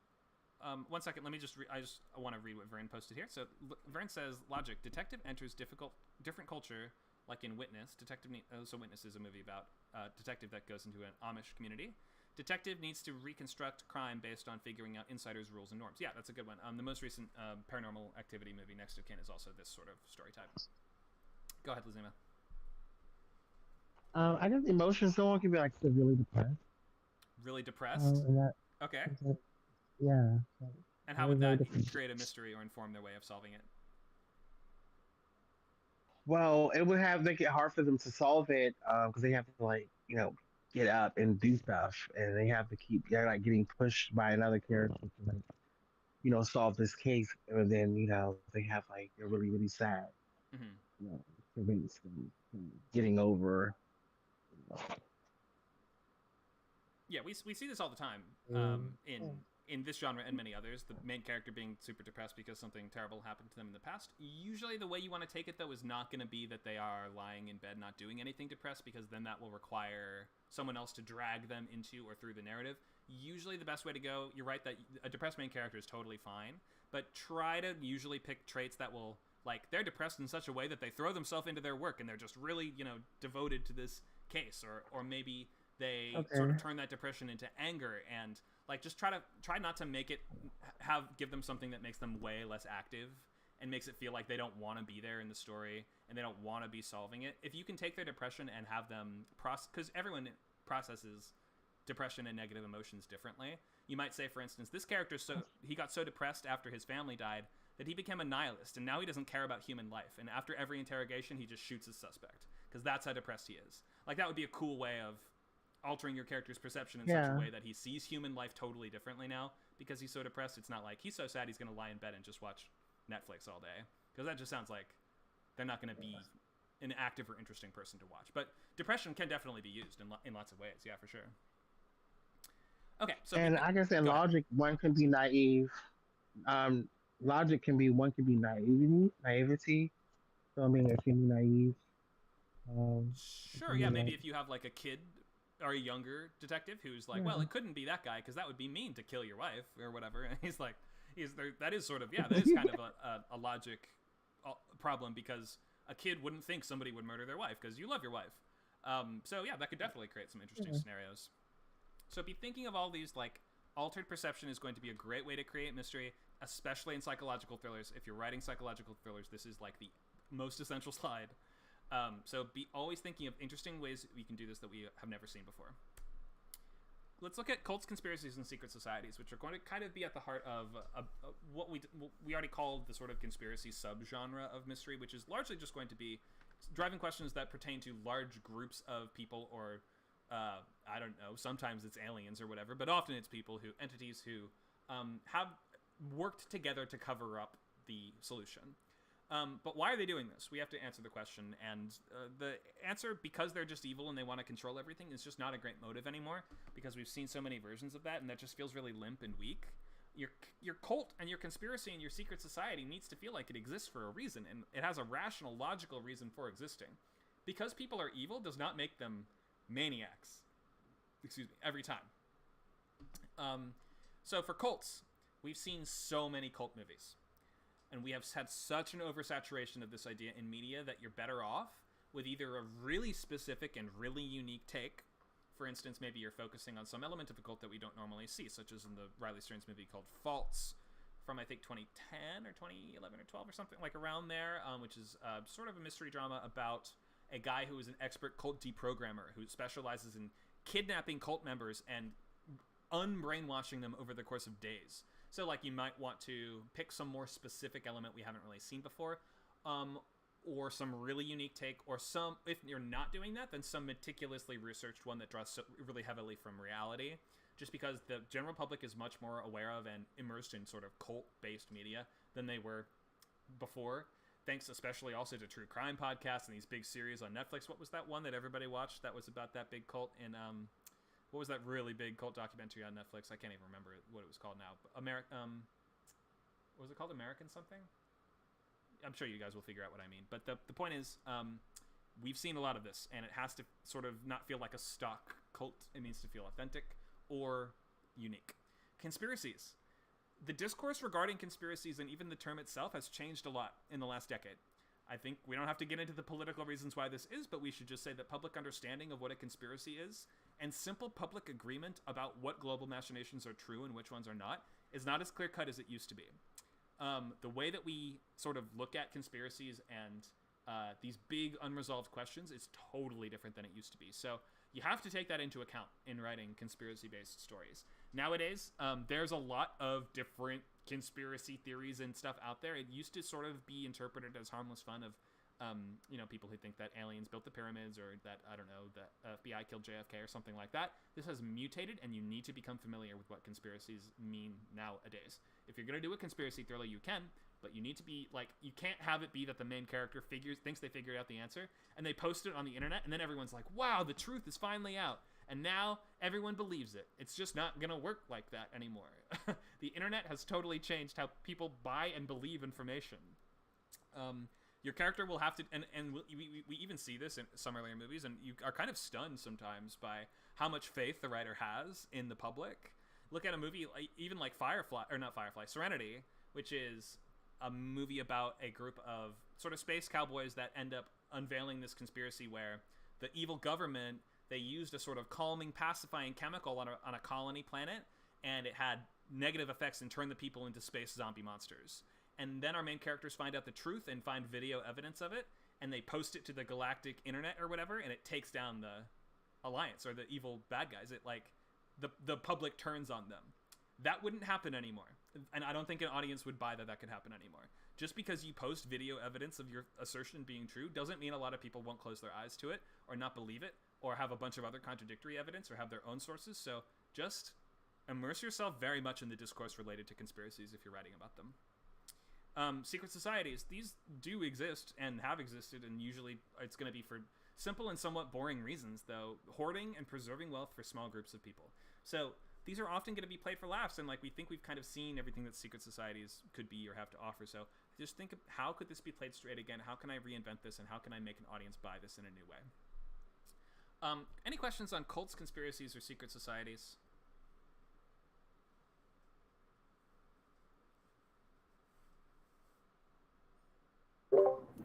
Were you talking about Going Clear? That movie? No, that was on HBO, I believe. I am thinking of, there was one on Netflix about a crazy cult compound or something like that. Waco?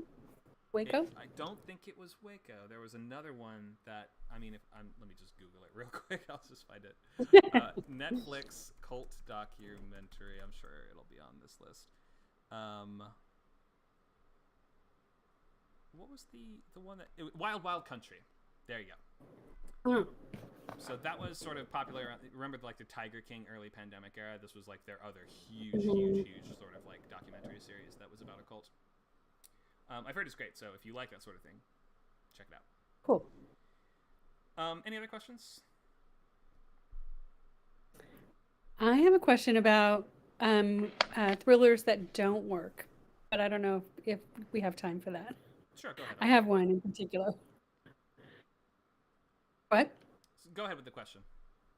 Oh, yeah. So, Twisted with Ashley Judd. Okay. It got insanely low review, on Rotten Tomatoes, and she's being spied on by her landlord or something like that, or am I thinking of something else? I think that's something else. She's a police detective, and she has these blackouts. She's like a sex addict, and she wakes up with these bloody victims, and all the men that she slept with are dying, and she's not sure if she did it or not. It's really cheesy and awful. It has a great cast, so that's why I watched it. And the twist was just so disappointing. Where they find Rohypnol, so she's being roofied by the killer, set up to wake up with these corpses and stuff, and the whole point of why would they want her to think that I don't know, I just thought it was terrible. So how do you avoid something like that? How do you avoid getting your movie getting cheesy and the surprise fact, you're going for gratuitous violence or something? I don't know. how do we? I mean, I guess this is a little tough to answer this just because this is kind of the question of how do you make a satisfying mystery is sort of what we were looking at in the entire 2-hour class. I guess, and without having seen that specific one, it's a little tough to say. But it might be. It sounds to me like the villain's motivations were not adequately explained or set up or seeded throughout. If it just seems like the main character, that the villain was doing this just to be evil or just to torture a random victim or to do something that doesn't feel like it has a foundation in logic, then it can really, really quickly start to feel cheesy and bad. I think that you should, especially in thrillers, like mystery thrillers, the villain really thrives on this feeling of rationality and logic and a worldview that is, even though it might be twisted, they have some kind of point and some kind of reason that they're trying to do this for. So try to pick, unless you're doing horror, in which in horror it might be that it's some inscrutable answer that we'll never know. Why does Michael Myers kill people? Because he just does. Or why does Cthulhu murder people? Because he's an alien. Like, no one knows what Cthulhu wants. In thrillers, though, you really have to have a logical villain. So I think in that case, and just moreover, what is leading to that problem is lack of adequate motivation and the fact that your villain has no sort of point. Your villain should be right about something. They can still be kind of twisted, but they just need to have some kind of point. Yeah, no, that's super helpful. Thank you. Sure. And I guess, just for purposes of time, I could get more into that, but I guess the whole class in general is, I would say I'm trying to answer this question of what makes a satisfying mystery. So let me ask people to post their log lines in the chat, and I just want to see how many we get so I know how many more slides I can do. So if you have a log line for a mystery movie, then please post it in the chat. It can be any subgenre, and it doesn't have to be great, or it doesn't have to be totally done, or maybe you have a few that you're trying to decide between, but please post them if you got them. I just want to see how many that we will be looking at. Okay, I'm not seeing where to post something in the chat. So on the left-hand side of your Discord window, you'll see there's a channel called Mystery Class. I can tag you in it if you want. Okay. There you go. You should see a little pop-up next to it. Mm-hmm. So if you scroll down to where you see a little red 1 next to the chat channel, just click on that, and you should see the chat window. Weird. Is this create invite? Are you invite on a phone, friends. or are you on a tablet? No, or I'm on my laptop. on a laptop. Okay, so you're seeing I don't.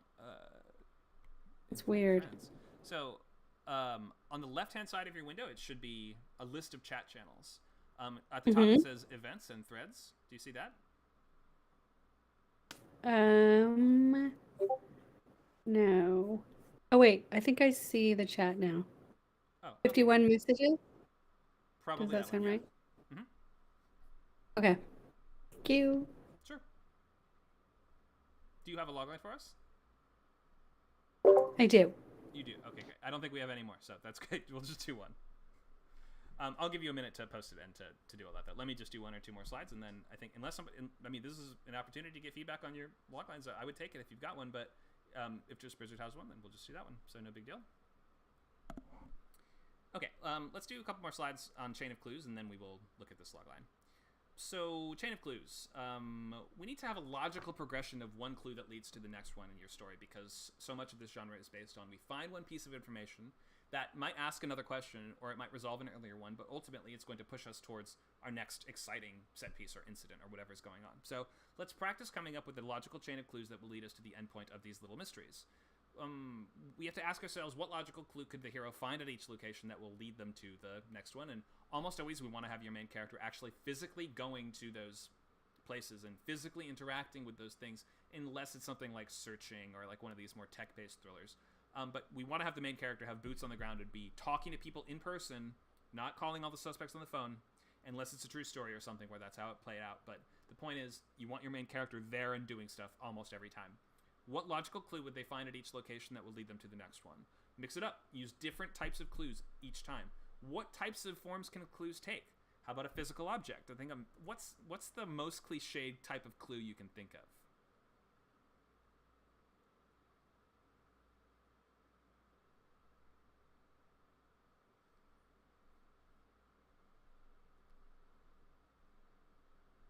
Anybody?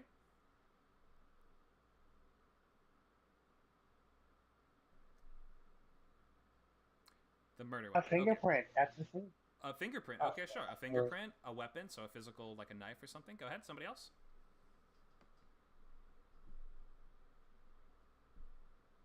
Let's say A bloodstain. Okay, yeah. So biological evidence. We have weapons or physical evidence. We might have traces of DNA evidence, such as hair, letter, or email. Okay, documents or documentation. Sure. The results of autopsies. These are all good types of things that clues can be, and we should have it be different stuff each time. I mean, unless your main character is like a document specialist or a mortician or somebody that is going to be using one of these types of clues as their kind of hook for their character, which you can do that too, but you should generally be mixing it up even within that. So let's look at some chains of clues. Here's some sample mysteries. You guys can pick one of these if you want. I'm just going to pick Nacho probably because just for the purposes of time. Nacho, do you want to do some chain of clues exercises with me? Sure. Okay, let's start with this one. So the mystery is so on each of these we have a mystery, a driving question, we have a subgenre, and then we have 3 locations. So we're going to try to think of a clue that's going to get you from one location to the next location, then the next one. So you might have to think of what is the answer to this question. It doesn't have to be complicated. It doesn't have to even be good. Don't worry about it. But so the mystery is Deborah comes home to find her husband is missing without even a note. She has to find him. The driving question is, where is he? And what happened to him? The subgenre is psychological thriller with altered perception. So what should we say is their main character's altered sense of perception? She just had eye surgery. Eye surgery. Okay. So she is low vision? Is that what you're saying? Like poor vision? Yeah. She can see. No, she sees. Like. Yeah. She can't see. Like she has to like get really close to things to see them. Oh, is that called nearsighted? Extremely myopic. Yeah, extremely nearsighted. Okay. Like, you know, like right in front. She can't see like 2 feet away, right? Okay. Sure, let's do that. All right, so that's going to inform her methods of solving these things. So our main character can't really see things that are far away. So let's maybe even say that when she gets home, she runs around the house and she opens the door and she looks outside and she sees a blurry figure receding into the distance, right? And she's like, is that him? Yeah. Or was that a killer? Was that a kidnapper? Who was that? So let's take that to the laundromat. So what is the clue that she's going to get there? Remember, use her altered perception for the fun in the scene. What is the clue that's going to lead her to the next thing? So what's the clue that's going to lead her from home to the laundromat? Let's say she chases the blurry figure to the laundromat. We'll start there. So she thinks she saw somebody running away from the house. She thinks she doesn't know who it is. Yeah. She gets to the laundromat, and now what does she find next? You can improv it a little bit. It doesn't have to be logical or sure. Great. But it needs to lead her to the speakeasy. Sure. Is the next. Okay. So she finds you know, her husband's ridiculous, you know, like underwear with little Pokemon on it or something that's like really unique. Okay. Piece of clothing that's definitely her husband's. Right. And so she finds like her husband's laundry. Inside there's a little book of matches from the speakeasy. Oh, the book of matches, the classic, the oldest. This is what I was thinking when I was like, name a clue. The thing that comes to my hand is the book of matches or the footprint in the dirt. So she goes to the laundromat. She can't, she's not going to find the suspect in the group of people around her. So but she finds his clothes, proving that either he was here or someone was trying to get rid of his clothes. She looks in the pockets and finds the book of matches to the speakeasy. Okay, she goes to the speakeasy. What's going to take her to the bottom of the mine shaft? So in the speakeasy, she thinks she's talking to her husband, but it's someone else. So she thinks she finds her husband, and it turns out to be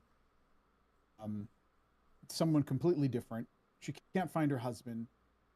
She finds she harasses the bartender, gets kicked out as security escorts her out of the bar, and she mine shaft. Speakeasy. I guess she'd have to go outside of the city to get to the mine shaft, right? So I'm thinking she's She Well, sometimes a mine finds shaft can be underground, or the building. Depending on the type of town, it could always be built over top of it or something like that. So whatever you want to do, you can. You don't have to stick with any one. Yeah. So I think she she's got to find some kind of little mineral in, I don't know. I guess let's say she did find her husband. So so sometimes you put stones in the whiskey instead of ice, right? Ooh, okay, cool. So yeah. the guy across the bar from her says, he's Yeah. dressed in her husband's general clothes, because let's say a bunch of clothes were stolen from home. I'm making this kind of make sense. Look at this. So a bunch of clothes were stolen from home. Great. So at the speakeasy, she thinks she sees a figure wearing his clothes, but he's sitting on the other side of the bar. He's like, all right, you found me, but I'm leaving you. And she's like, wait, it can't be it. You're not leaving me. And so she bought a drink she buys a drink, or he buys her one, and is like, all right, just, go, drink this and go home. She's like, you're not my husband. I'm pretty sure you're not him. And so after she's kicked out, she can take out the stone and realize, oh, the people who run this bar must have gotten this stone from the mine, right? Yes. So yeah, researching, she has to find out, and she, finds out it's only from this one mine. This is the only place. Okay. That's great. And then I guess, what's the answer? You don't have to really know, just shotgun something. Aliens. Okay. Well, that wasn't quite what we were leading up to. But all right, sure. Let's say that aliens have abducted her husband and replaced him with an alcoholic miner. No, let's just use the mining stuff. Let's say that her husband was kidnapped by the guy who runs this mine. So we can usually look at the last place we go and go back to the beginning and say this is going to be the answer. So the boss of this mine has kidnapped her husband and replaced him with this lookalike so that they can gaslight the world into thinking that she's just gone crazy, because they were aware of her vision issues, so they knew they could sort of mess with her mind like this. Okay, good enough. Cool. We don't have to actually make perfect sense with these, but give it enough time, that could be something. Let's do one more. We don't have time to do all of them. Bridget has a logline for us. We'll get to this logline in just a second, but as we do this one more exercise, I will say try to frame it in these look at this little worksheet and use this template when or after the inciting incident an adjective protagonist must conflict before or in order to stick. So just while we're talking over the last one, just try to reframe it in these terms a little bit if you can. It'll just be easier to give feedback. Okay, let's do one more. Do you want to do horror, sci-fi, or historical, Nacho? Let's go with horror. Okay, so Sam gets a used digital camera from his late father's yard sale, containing a series of disturbing images suggesting his father was murdered, but by a human? ? So what killed Sam's father, and how does he stop it? So let's go from lumberyard, museum, to cathedral, and we have our camera as our first clue. Or perhaps it's one of those great devices that contains all the clues, like the videotape from The Ring. Okay, so how does he get to the lumberyard? He gets the he's got to use camera, from the yard sale. So, right. So the camera is leading him to the lumberyard, right? So it is a some picture that shows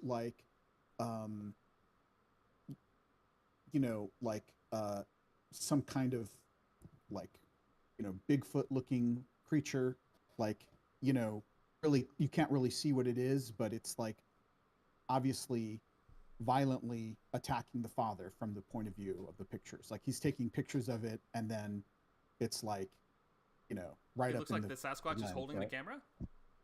Yeah, or attacking him, he's still trying to take pictures instead of defending himself or something. Oh, okay. So maybe the dad is investigating this. Maybe the dad was a Bigfoot investigator. So it's not the monster that's holding the camera. It's the dad is getting closer and closer to the thing, and then it turns out it's a big hairy monster. Sure, let's do that. Exactly. Okay. And next, we want to go to museum. So what do we get here? And it could be should be something different. So not a physical clue this time. Okay. So in the lumberyard, not a physical clue. Okay. So something that's a document, testimony, interrogation. Okay. So So he finds out that the dad sent a sample of something that he found to the museum, right? Like that of the Bigfoot, you know, poop or something that he found that he's like, okay, this is, you know, this is evidence. I know these things are real, you know. Okay, so and at he the, sent it at the to lumberyard, museum. he finds. Does he meet someone who tells him that Yeah. his dad did that, or does he find like Yes. a plaque that's like, "Thank you for your contribution to the museum"? Oh, That would yeah, be he might physical. Well, find we could say a it might be a rejection document or letter. something. Go ahead. Yeah, rejection letter from the museum or something. Do you get rejection letters from museums? I guess normally people aren't submitting If you're, yeah, speculative exhibits to museums. I don't think most of the time, but maybe they are. Anyway, okay, so he finds a document that says, "Hey, your dad." That let's say he ran the lumberyard. He was also like he goes into his Right. dad's office and he finds a letter that's like, "Hey, thank you so much for giving us this great piece of Bigfoot evidence to the museum." Okay, so he goes to the museum, and what's he get that's going to take him to the cathedral? okay. So just thematically, cathedral and Bigfoot is just like, you know, it kind of doesn't fit. But let's say this is a conspiracy, ancient times of these Bigfoot creatures, and it had something to do with some ancient saint or, you know, that's buried in the cathedral. Sure, So or they could just the be museum. demons. I mean, have we ever considered There the you go. fact that Sasquatch is a demon? Bigfoot. There we go. I like that. Okay.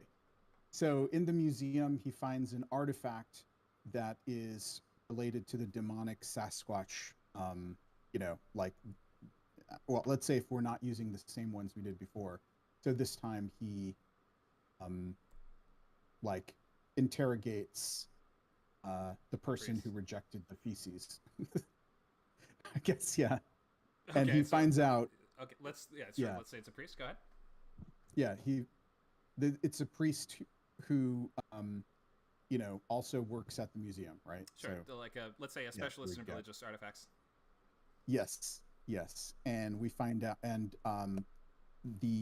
Sam tails the priest and learns that he's actually part of some nefarious organization, these, you know, demonic Sasquatch worshippers. Yeah. I kind of love this. And they have like crucifixes, but with like Sasquatch on them, you know. Okay.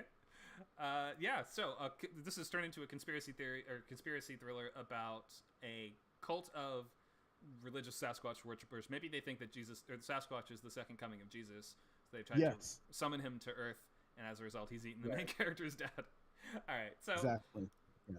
Whatever. These are silly little stories, but you get the idea that we're trying to, like, you have a list of locations for your story probably, and you should get an idea of what your major set pieces are going to be because your subgenre tells you what those set pieces will be. Nacho, in a horror story like this, what are the set pieces going to be? The scares. Scare scenes, yeah.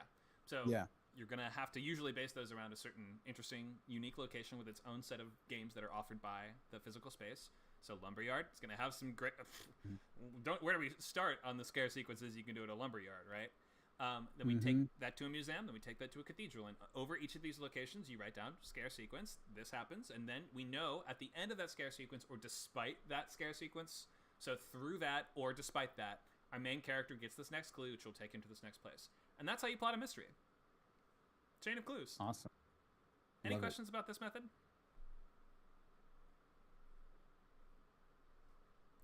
Let's check the chats, and then I'll look at the logline, and then we'll wrap up. Any questions? Go ahead.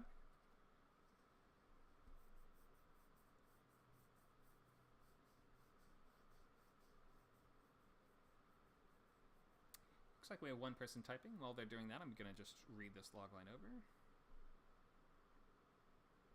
Or actually, let me have the writer. Bridget, would you mind reading this out loud for us? Sure. Okay. So when an anxiety-prone writer hears of an outrageous murder plot by the conspiracy theorist Conor, she risks her marriage, career, and sanity to solve the mystery before more dead bodies turn up. Okay. It's a bit long. I had to throw it all together. That's right. Okay. So when an anxiety-prone writer hears of an outrageous murder plot by the conspiracy theorist coroner, she hears of an outrageous murder. You mean she hears rumors that the coroner is going to kill someone?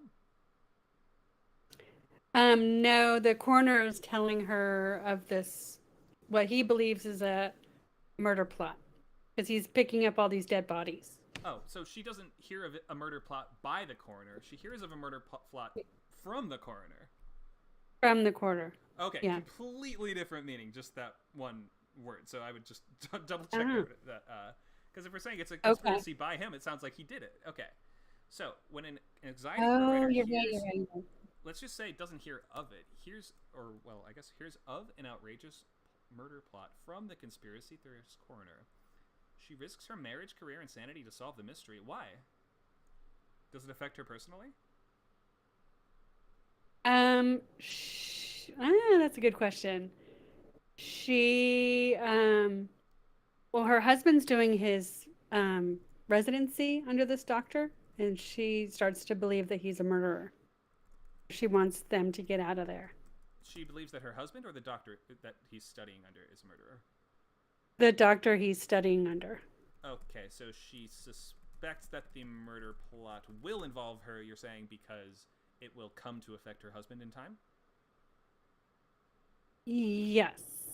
Okay, so she suspects that she comes to believe that the suspect, it will threaten her family directly. That should be highlighted in the logline. Okay.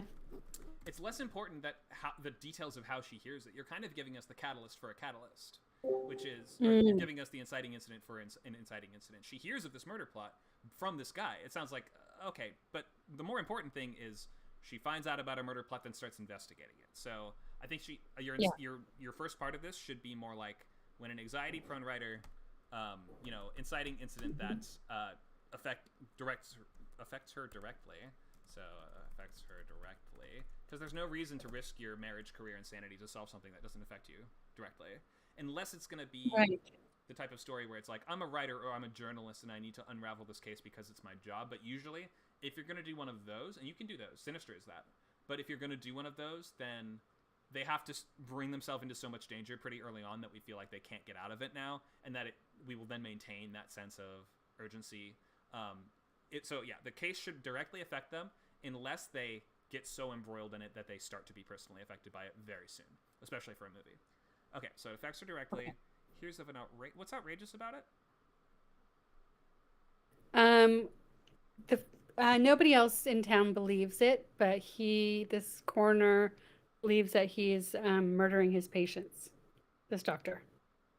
The coroner believes that a doctor is murdering his patients. You don't mention the villain in the logline though. So I think does she go on a quest with this coroner to solve the crime? Yes. She does. Okay, so I think you should include that as well. And that this is going to be a central relationship for the movie. It's not just where she heard it. If it's just like a guy hears on the news that his wife's going to be murdered, then he has to go race to stop it. That sounds almost irrelevant at the beginning, right? But if it's like he needs to team up with the news anchor, then that totally does become relevant, because his method of finding out about it is the catalyst for the story. It's not a catalyst for the catalyst of the story. Probably mention the villain. Yeah, so I had that in my other logline. I said, is he a brilliant doctor or a sadistic killer, an anxiety-prone writer, risks her marriage, blah, blah, blah, to get to the truth? Right. Is that a better... Yeah, we don't want to write these like the back of the box or the back of a book. We don't want to have rhetorical questions. This is like a handshake between you and a producer who is looking for really specific things and questions to be answered in one simple sentence. So we're not really trying to like... We are trying to hook the reader, but we're not supposed to be like, what will happen when blankety blankety blank? You have to give, when catalyst occurs, an adjective protagonist must conflict before or else stakes. And the stakes being the murderer will kill more people. Sure, I still don't from the logline understand who the murderer is or why or who's in danger or what method that they're using or anything like that besides, I mean, in your explanations of it, I think I have come to grasp that a little bit better. But you don't want the reader to have all these questions going into it. So focus on her motivation, on the direct personal connection to her, and give us a little more on the villain, because you just say to solve the mystery and the murder plot, whereas we should probably be saying, like, when she suspects that a psychopathic doctor is murdering his patients, she has to prove it. You have to be a little more specific. Okay. Cool. Any questions on that? No, that's great. All right, awesome. Thank you so much, you. Bridget. Yeah, thank you. All right, so that's the end of class for today. I hope that you guys have enjoyed this because I'm exhausted from this 2 hours of jam-packed mystery stuff. So we have a little form you can fill out if you want to give us some feedback. So thank you all for coming and for being here and staying for the whole thing. We'd loved having you. We have some info on the stuff that's coming up on Scriptcamp because we have more classes coming soon.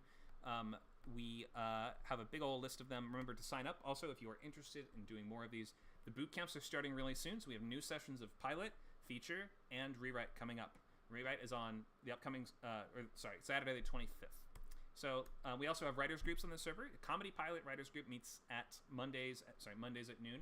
You can contact our member whose username is Bob to apply. Where did I just press the button that brings me to the end of the slideshow? I think I did. Or you can make your own group. If you have some genre or some specialty or something like that, you can contact Nacho by messaging him on Discord, or you can email me, Conor@scriptcamp.net, or you can fill out the form that's there. We have a link. We've linked this slideshow in the chat, so just scroll up if you want to find it, and you'll get all these links. Your group can trade critiques and encourage each other and help each other out, and you can coordinate day, night, anytime you want. You can meet on this server for your group. If you want extra feedback on your script, we have many ways of doing that. You can get free feedback by posting in our Features Pilot Scripts channel, but you should be giving feedback to other people so that they feel encouraged to give it to you too. It's best to organize some kind of swap or exchange. We have table reads on Sunday that you can submit to, script swaps on Tuesday, and we have lab on Saturdays that's for members where you can come for extra questions or help. It's like office hours where you can come with up to 5 pages of something to work on, or an outline, and just any topics you want to hear more about. You can also buy a consultation from me, which members get a big discount on, but this is markup of your whole script plus 30-minute call that answers all your questions and highlights the most important points. Okay, let's look at what's coming up. We have Feature Bootcamp starts June 17th. That's Fridays, 4 to 6. Is that tomorrow? It is. That's tomorrow. New Bootcamp starts tomorrow. Wait, no? It's not. Friday, so tomorrow's Thursday. Isn't tomorrow? Oh, it's the 15th. Okay, 2 days from now. We have Horror Thriller Bootcamp, which is going to have its last meeting Saturday, 12 to 2. We have Rewrite new session of that starting on June 25th, so if you're interested, please sign up because we need a minimum number of students to run that. If we can't get enough students, we're going to put something else in that slot. Pilot Bootcamp starts June 26th. Sunday is 11 to 1. We have Table Read Sunday at 2, Script Swap Tuesday at 5. Please submit by the days that are listed there, so Friday for Table Read, Monday for Swap. Let's look at some upcoming classes. So tomorrow we have Dialogue Part 1 with Nacho, and then Part... Ooh, are the numbers off here? No, that looks right. Okay, so yeah, this is normally the Part 1 and Part 2 are going to be the Wednesday and Thursday, but this got a little shifted just because of this class today. So we have Dialogue Part 1 tomorrow, and Part 2 is going to be the following Thursday next week. On Wednesday the 22nd, I'm doing a feature intro and logline workshop, so bring all your loglines for that day. We have Scene Work Part 1 and Part 2 on the 29th and 30th. We have a special one-off class that we have just added. My dad is a graphic designer and is going to teach a free class on designing lookbooks and script visual materials, and that should be super different for us and super cool, so check that out. Saturday, July 2nd, 2 to 4 p.m. free class on designing lookbooks and visual materials. We have Characters Part 1 and 2 on the 6th and 7th. Words on Paper, which is one of our more popular Wednesday, Thursday classes, on the 13th and 14th, which is just focused on your arrangement of words on the page. And then we have How to Analyze a Script that's starting on the 20th. All these classes are going to be Wednesday, Thursday, 5 to 7 o'clock Pacific time. All our times are in Pacific Coast time. Okay, that's it. We will stay and answer questions for another minute or two at the end, but anybody else, you're free to go. Thank you so much for coming here.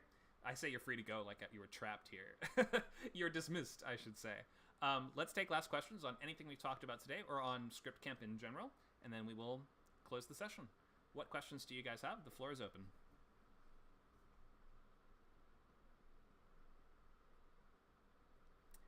Vern has a text question for us. How do you feel about confessions at the end? Many TV series rely on this. How do we feel about this trope?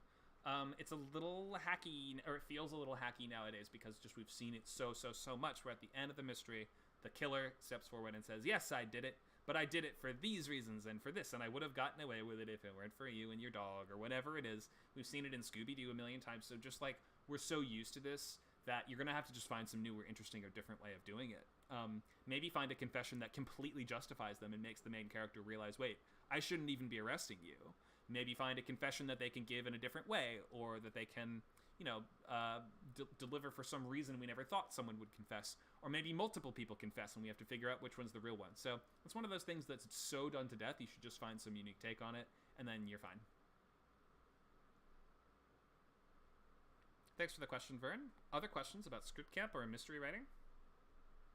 We have a poll here, so you can click on these numbers if you're interested in joining one of the different boot camps. You can get access to those chat channels early, and it's not going to charge your card or anything if you click on one of these. That's just to get interest in. We try to get head counts on these early on so we know how many students we're going to get. So feel free to use that. Other questions before we wrap?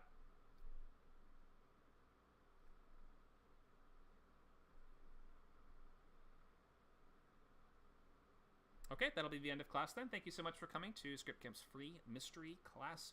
Come back Wednesday, Thursday at the same time for more classes like this. Sign up for boot camps if that's interesting to you, and we'll see you at an upcoming event. Thanks so much for coming. Have a great night.